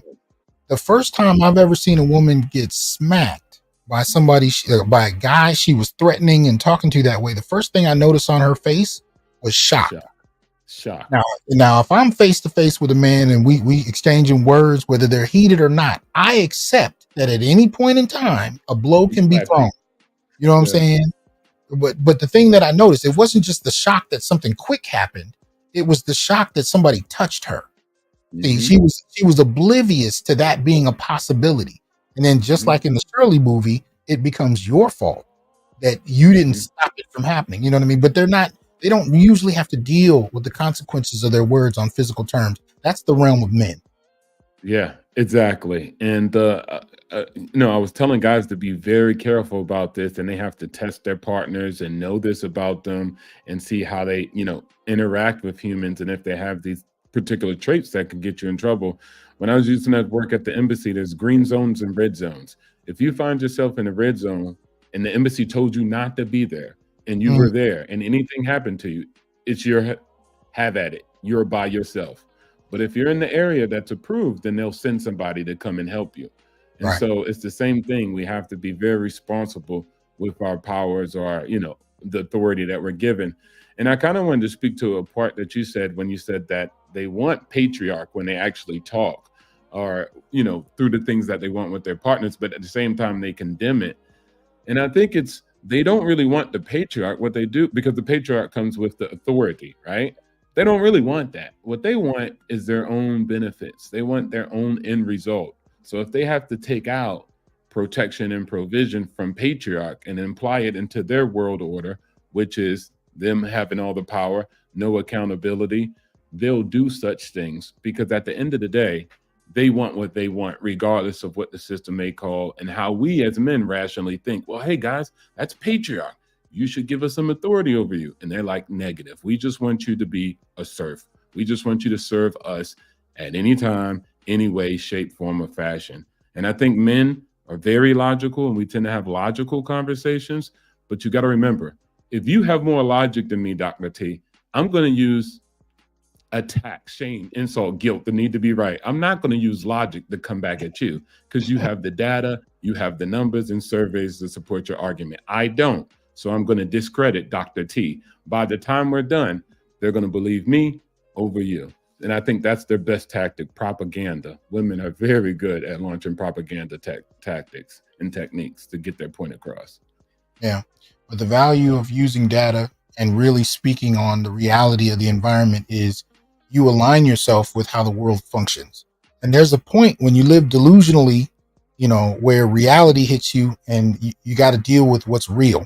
And so as long as we're sticking to observations that are reflected in reality, we can deal with that reality. It's the people who are delusional that hit the wall and don't know what to do. They don't know how to handle it. Things get extreme. So that's why we have to definitely stay on the side of data, the side of analysis, the side of just dealing with reality as it presents itself, rather than fantasizing about how things don't work and try to impose them on the world. That's a recipe for disaster. But I want to. Thank you for your time. Thank you Yeah. for your time. I really appreciate it. Give you your flowers while you're still here. Thanks for talking about these subjects, and I really appreciate the archetypes of women. That was a killer. So that's vibranium right there. I appreciate you. Thanks a lot, man. Let me go to Ian. We're gonna go ahead and give Ian a word, and then Beastly Nerd. Ian, you still there? Yeah, I'm here. So I mean it's very unfortunate though that there's this kind of I guess you would say it's basically a no-win situation. I mean, it's just like when you have the brother who plays in Creed, Michael B. Jordan. I mean, on one hand, you know, they're saying that he's he's not a real man. He's, you know, this and that. He's a nerd, and you know, I forgot what the chicks on the podcast where, you know, where he responded to, saying that, you know, you used to call me. What was it? I know you guys remember that. The names the chicks used to call him when he was a square, or, you know, something Corny. to that nature, huh? She called him corny. Corny, yes, exactly. And so, but on the other hand, right? You know, you have, like, someone brought up Nate Parker. So Nate Parker, you know, he on the other hand gets gets demonized for being a man. You have Kobe, who gets demonized for being a man, right? So, and these guys weren't corny, right? These guys got women, right? And so, you know, to the point to where, you know, you can't win, to where, you know, then you got Michael Jordan. Now they're saying that he should marry some chick. They just, I think, which news company came out with it, but they did an article saying that they put up side by side shots with 3 women who were either just skeezers or were baby mamas, right? You know, and this is one of the most high-powered black dudes that we have, right? And they're trying to juxtapose. They're asking the question, you know, which one of these, you know, bad choices should he be with, right? So this is all he gets, right? He gets to that level. All he gets is a baby mama or a chick that's been around the block. You feel what I'm saying? And again, outside of that, the only other option is be a guy who supposedly isn't corny, and then you get demonized and you get castigated for that. So there really is no win for us. It's only really about us being able to set our own standards, continuing to paint the narrative for ourselves, which you are doing, which now, because you have done and other brothers have done, you know, like you said before, everybody is doing it. You know what I'm saying? Like, you know, I'm on Twitter, you know, and I'm like, yo, man, what you guys have been studying, went back and took Dr. Diasan's courses, I see. Because goddamn, you guys are surpassing me. Wow. Well, hey, man, I appreciate you, Ian. You still there? love and appreciate you. Yes, sir. All right, man. Well, thanks a lot, man. And I'll holler at you soon, brother. All right, we'll do. Peace. All right, Beastly Nerd, AB, and Malika in that order. Closing thoughts. I wanted to touch on that protection piece a little bit, and how I see it in real time with female staff, because I have to work in units with a lot of these kids, and some of these kids have done some pretty hardcore shit out on the street. And it's amazing sometimes sometimes I hate working with some of the female staff, because I'll be wanting to tell supervisors, like, damn, just let me run the unit by myself, because with this person, they're either going to be too scared for me to lead them in there with the unit, or they wanted me to do something. I'm like, you a certified staff too. If they do something, we coming with backup. So what's the problem? Right. But they at the same time, it's like, it goes back to that protection. It's like, you want to be seen equal to a man until you're put in that situation. If I lock you in this unit, which you are, we're locked in this unit with them, we can get out with our badges and keys, but it's like when it's game time at that point. But this imagery, the imagery of what these kids see is very important, that we work. And I'm trying to working on a program, and I need the county to kind of approve my program, because some of the things that I want to do is I want to expose them to different things that they have never seen before. Like, I think they just took the kids some of the kids that were well behaved, they have never been to the zoo, and they got taken to the zoo for the first time in their lives. They didn't even know that it existed in the city. So it's like, exposing, and so the idea of exposing people to new concepts and ideas, especially Black people, so that we can see ourselves, especially Black men, in a different light. And I think that is what the next media should focus on. Like, I think that, like, and like, and being new and original. I think I just saw a trailer, unfortunately, for Don't Tell Moms the Babysitter's Dead, and it's an all-Black cast. I'm like, can we not do this? Can we get our own media? Can we stop taking the white people's stuff and trying to make it our own? Because I like the original, but I don't want to see, I'm sorry, but I don't want to see a Black version of this. Oh, I forgot about that. Yeah. I did forget they did that. Or it's not out yet though, right? That they just dropped the trailer, and I'm like, come on, man, we gotta get from under that and start doing our own things. We gotta start getting more shows and more television show and movies with original fresh blood. I need to see more brothers in, like I said, you can be unapologetically masculine, strong dude, and still have an intellect that matches and rivals that of Mr. Fantastic. That's right. That's my closing thoughts on it, sir. All right, man. I appreciate you, man. Thanks for coming through. No problem. All right. AB. Yes, sir. Thank you for having me up. Going back to, you mentioned Ike Turner and how his reputation is, a lot of people base his reputation off, what's the movie? What's Love Got to Do with It? Right. Think about how many people hate Joe Jackson's guts. Yes. Based on that series. Yeah. Literally just hate that man's guts. Mm-hmm. Just based on that series, even though near the end of his life, Michael Jackson was still talking to him. And if I'm not mistaken, even Tina Turner came out and said that Ike wasn't that bad.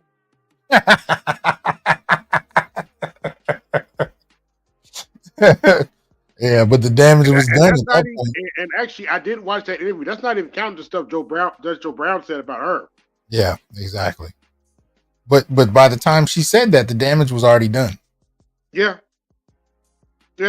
Because people didn't interpret that as one Black man. They interpreted that as Black men. So Ike Turner, Mr., they become reflections of Black men. And that's what people begin to expect. Go ahead. And shout out to Charles for this one, but eventually we're gonna have to start becoming the heroes of our own narratives. Yep. We got to make our own content and turn our image around. Yes. Because I'm not gonna wait on Hollywood to do it. That's for sure. Absolutely. But that's all I got for now. Have fun at the movies. I'm out. All right, man. Thanks for coming through. AB Media, y'all make sure you look out for his channel. I also saw Artisan MC in the chat for a minute. Make sure you check out the Artisan MC channel. But Malika, man, take us out, man. What are your closing thoughts on this? You did a show on this particular movie that just came out, and it's a fascinating movie, and I just saw it. American Fiction with the awesome and great Jeffrey Wright. Yeah. Matter of fact, I sat down and watched it with my mother. And we talked about it a little bit. And Jeffrey Wright is all of us. Is all of us brothers. The thing is with Jeffrey Wright is this character, Monk, he's trying to say there are more layers to me than just not even just what white America perceives, just what society and the world perceives us to be. And the complexities that Jeffrey Wright just did with subtle emotions of the way he's feeling. But the one scene that I liked between him and Issa Rae when they were talking, and he even has to be careful and tiptoe on ice with Timberland boots about her book, but when her book is just like his book, fuck. Right. And she said, and she kind of has to say, well, I did research. I'm like, what, how much research did you have to go? Right. I was yelling at the. I said, "How much research did you have to do? You ain't gotta go that far to do research. I mean, you could go just as any place in your family, but he felt bad because he had to pimp himself out to the lowest common denominator where people saw this pseudonym in this character and the degradation of Black culture as we're talking about, as you spoke with all these tropes that you talked about. But he's trying to say, and it was hurtful that he couldn't say anything to his girlfriend because if I tell you if I sold myself out, he knows she's going to see him as something low. But then at the same time, he did it because he sees his he has to go help his mother out. And you just see all the different layers what's going on. But at the same time, it's not just he just wants to be respected as an author. He just wants to be respected as a man. Right. Not a Black man, just a man. And remember, he's telling his agent, it is a Black book. I am a Black man. He says, yeah, but he says, what? So I got to basically I got to shuck and jive. I gotta be more real. What's real Black? Right. Than what society has stated it to be. And it was just like how you're saying layers. We're not supposed to be like the books that he wrote. If people didn't know that he was a Black writer, they'd been like, oh, it's cool books. But when they find out he's a Black writer, it's like, oh, it's boring. Right. It's not Black enough. It's okay. But then if he wasn't Black and if it was a pseudonym of a white guy, it would be interesting. Or it's like, oh, I didn't know you as a Black person could write what? A good story? Right. Right. And this thing, and then you just see the layers, how the way, and also the great thing was the layers of his family. Yeah. That he comes from a well-off family. And his family had real problems. They weren't stemming of dealing with Black issues, but they were just dealing with issues. And even when you have a well-off Black family that was doing well, it was still real issues that he had to deal with, but also even the issues of him growing up with a well-off family, you could see how the way he became closed off in his real life, where he was still dealing with the complexities of a man. And that's the beautiful thing, that you've seen the complexities of a man who just, and I hate this phrase, who just happened to be Black. Okay. But you started seeing, but the thing is, the stuff that you're talking about, these tropes and these pardon expression, these fucked up stereotypes and archetypes. Right. They say, well, this is no, but that's not layers of who we are as men. But when you start saying, but what caused Mr. Ike Turner to be the quote unquote monsters that they are? Right. Well, we don't care. Well, why? Because now you start putting a humanistic lens upon them. You start caring about them. You start seeing them. But no, the thing is, and the problem is when you tell Black women, you just want us to be the boogeyman because this is what you've been conditioned to see us as, the boogeyman.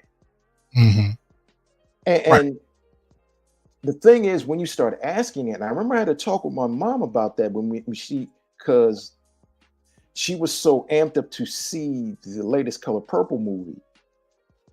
And she knows not to talk to me about it. Well, okay. And when she said something about it, and I looked at her and I gave her the side eye, and she kind of got quiet. And I asked her, I said, why is Mr. the same? Why is Mr. the way he is? And she's like, what do you mean? I said, I've read the book. I've seen that movie hundreds and millions of times. I said, but answer me this question.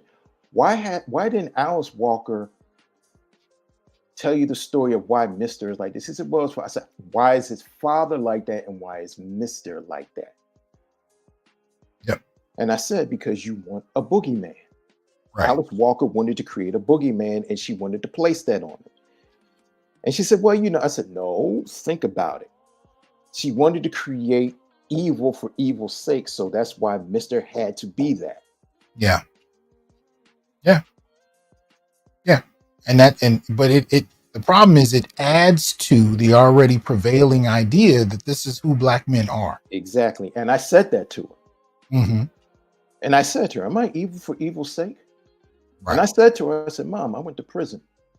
And she's like, oh, why you bring that up? I said, no, Mom, I went to prison.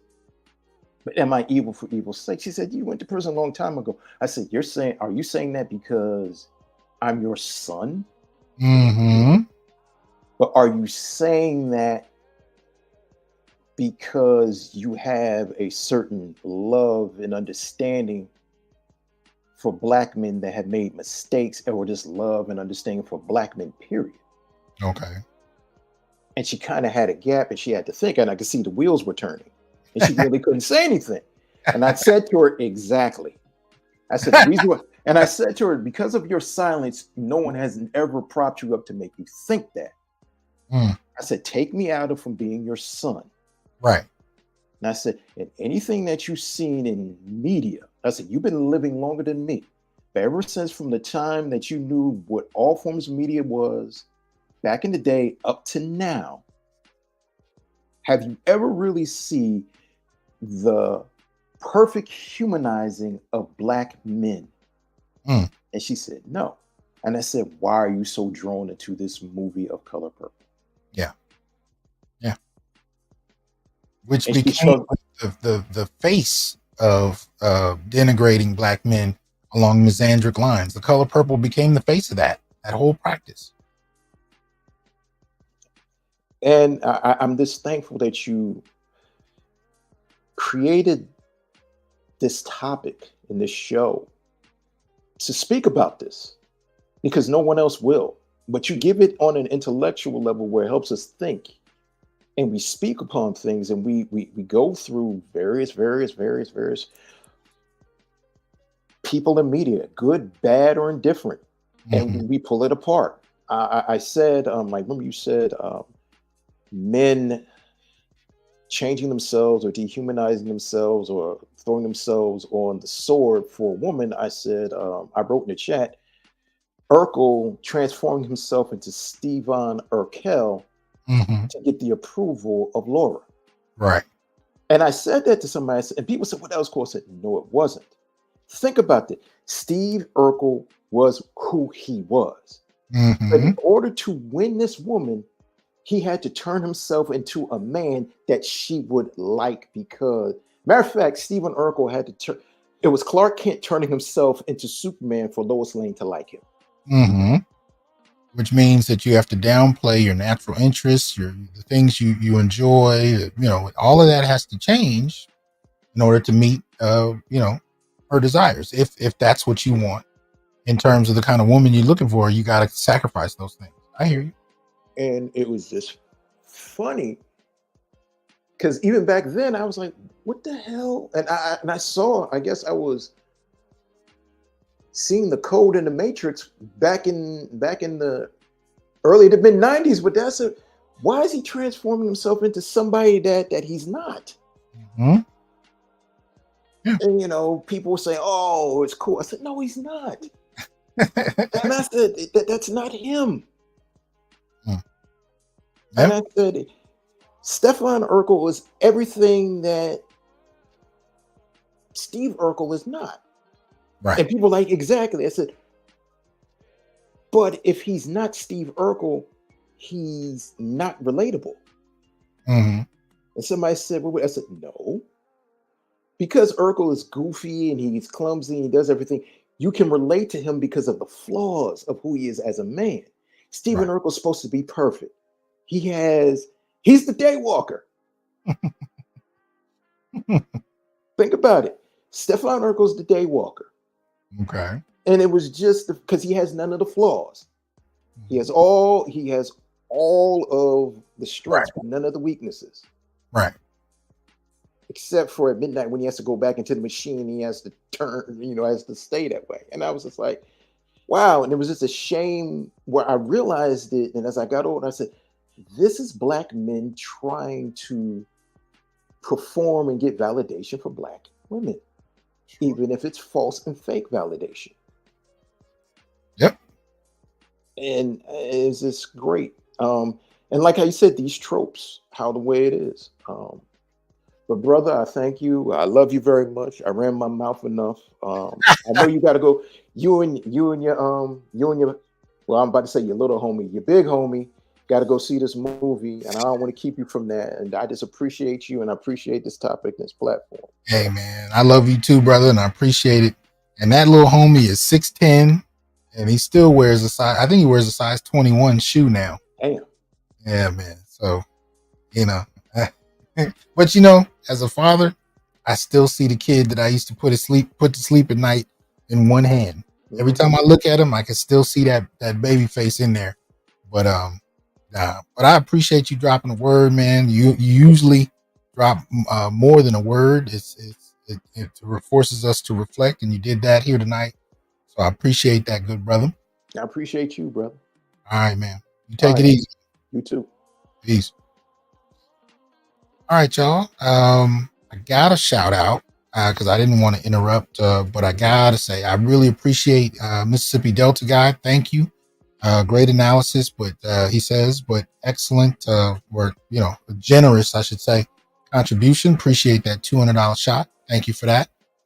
Shout out to AJ. Says most people don't even know that Ike is in the Rock and Roll Hall of Fame because of how he was playing the guitar back in the day, which is the only reason Tina even kept his last name after the drama. Okay. Mississippi Delta comes back and says, everyone makes mistakes. The man that never made a mistake never made anything. Appreciate that. And shout out to Indigo. Says, for the record, in case I didn't mention it, I wouldn't have looked any deeper into Ike had it not been for Doc. Hey, man, I appreciate that. I appreciate it. We got to spread the word because, and this is something we got to keep in mind in the contemporary moment. Dehumanizing Black men, turning us into one-dimensional caricatures. This happens on a regular in Western media, most particularly. Happens on a regular. And it is happening now. And again, that doesn't make us innocent. That doesn't make us guilty. It just makes us human beings, right? But we are the human beings that get focused on more when we make certain mistakes than others do, right? But so whenever you see people going crazy, especially over, P. Diddy or, anything like that, if there are verifiable charges against the man, if he's guilty of whatever he's done to violate or hurt somebody or whatever, and it's illegal, of course, then, he should have to deal with the repercussions of his actions. But at the end of the day, the ridicule and the assumptions of, the derogatory behavior as it relates to all Black men, all of that we got to call into question. And at the end of the day, I really want to see Black men be treated like human beings, even in the midst of making mistakes, or when they've done something, successful and positive. I mean, at the end of the day, I just want to see the humanity not be erased from the equation. That's my big focus. Because when you erase the humanity, one of the things that tends to happen is it justifies anything people want to do to you. And by extension, that figure becomes a reflection of all Black men. No, we got to actually maintain the human focus in not only dealing with him, but dealing with each other and dealing with the overall image of Black men, right? We can't lose the human component to what's going on. We got to understand what that humanity is and how it expresses itself anytime Black men come under fire. Because if we don't, the repercussions end up impacting all of us. So anyway, appreciate y'all coming through. Appreciate the support.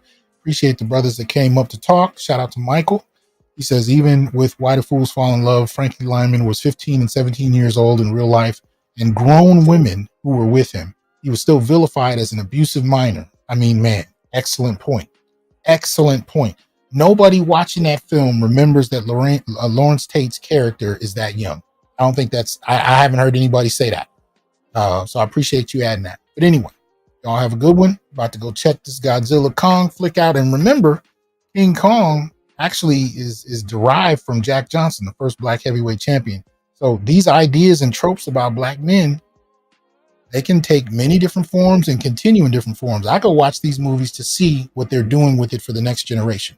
So when you watch Kong, enjoy it for what it is, but don't get it twisted. The only reason he exists is because they were denigrating Black men a century ago. So just letting you know, it ain't changed. Y'all take it easy, man. Peace.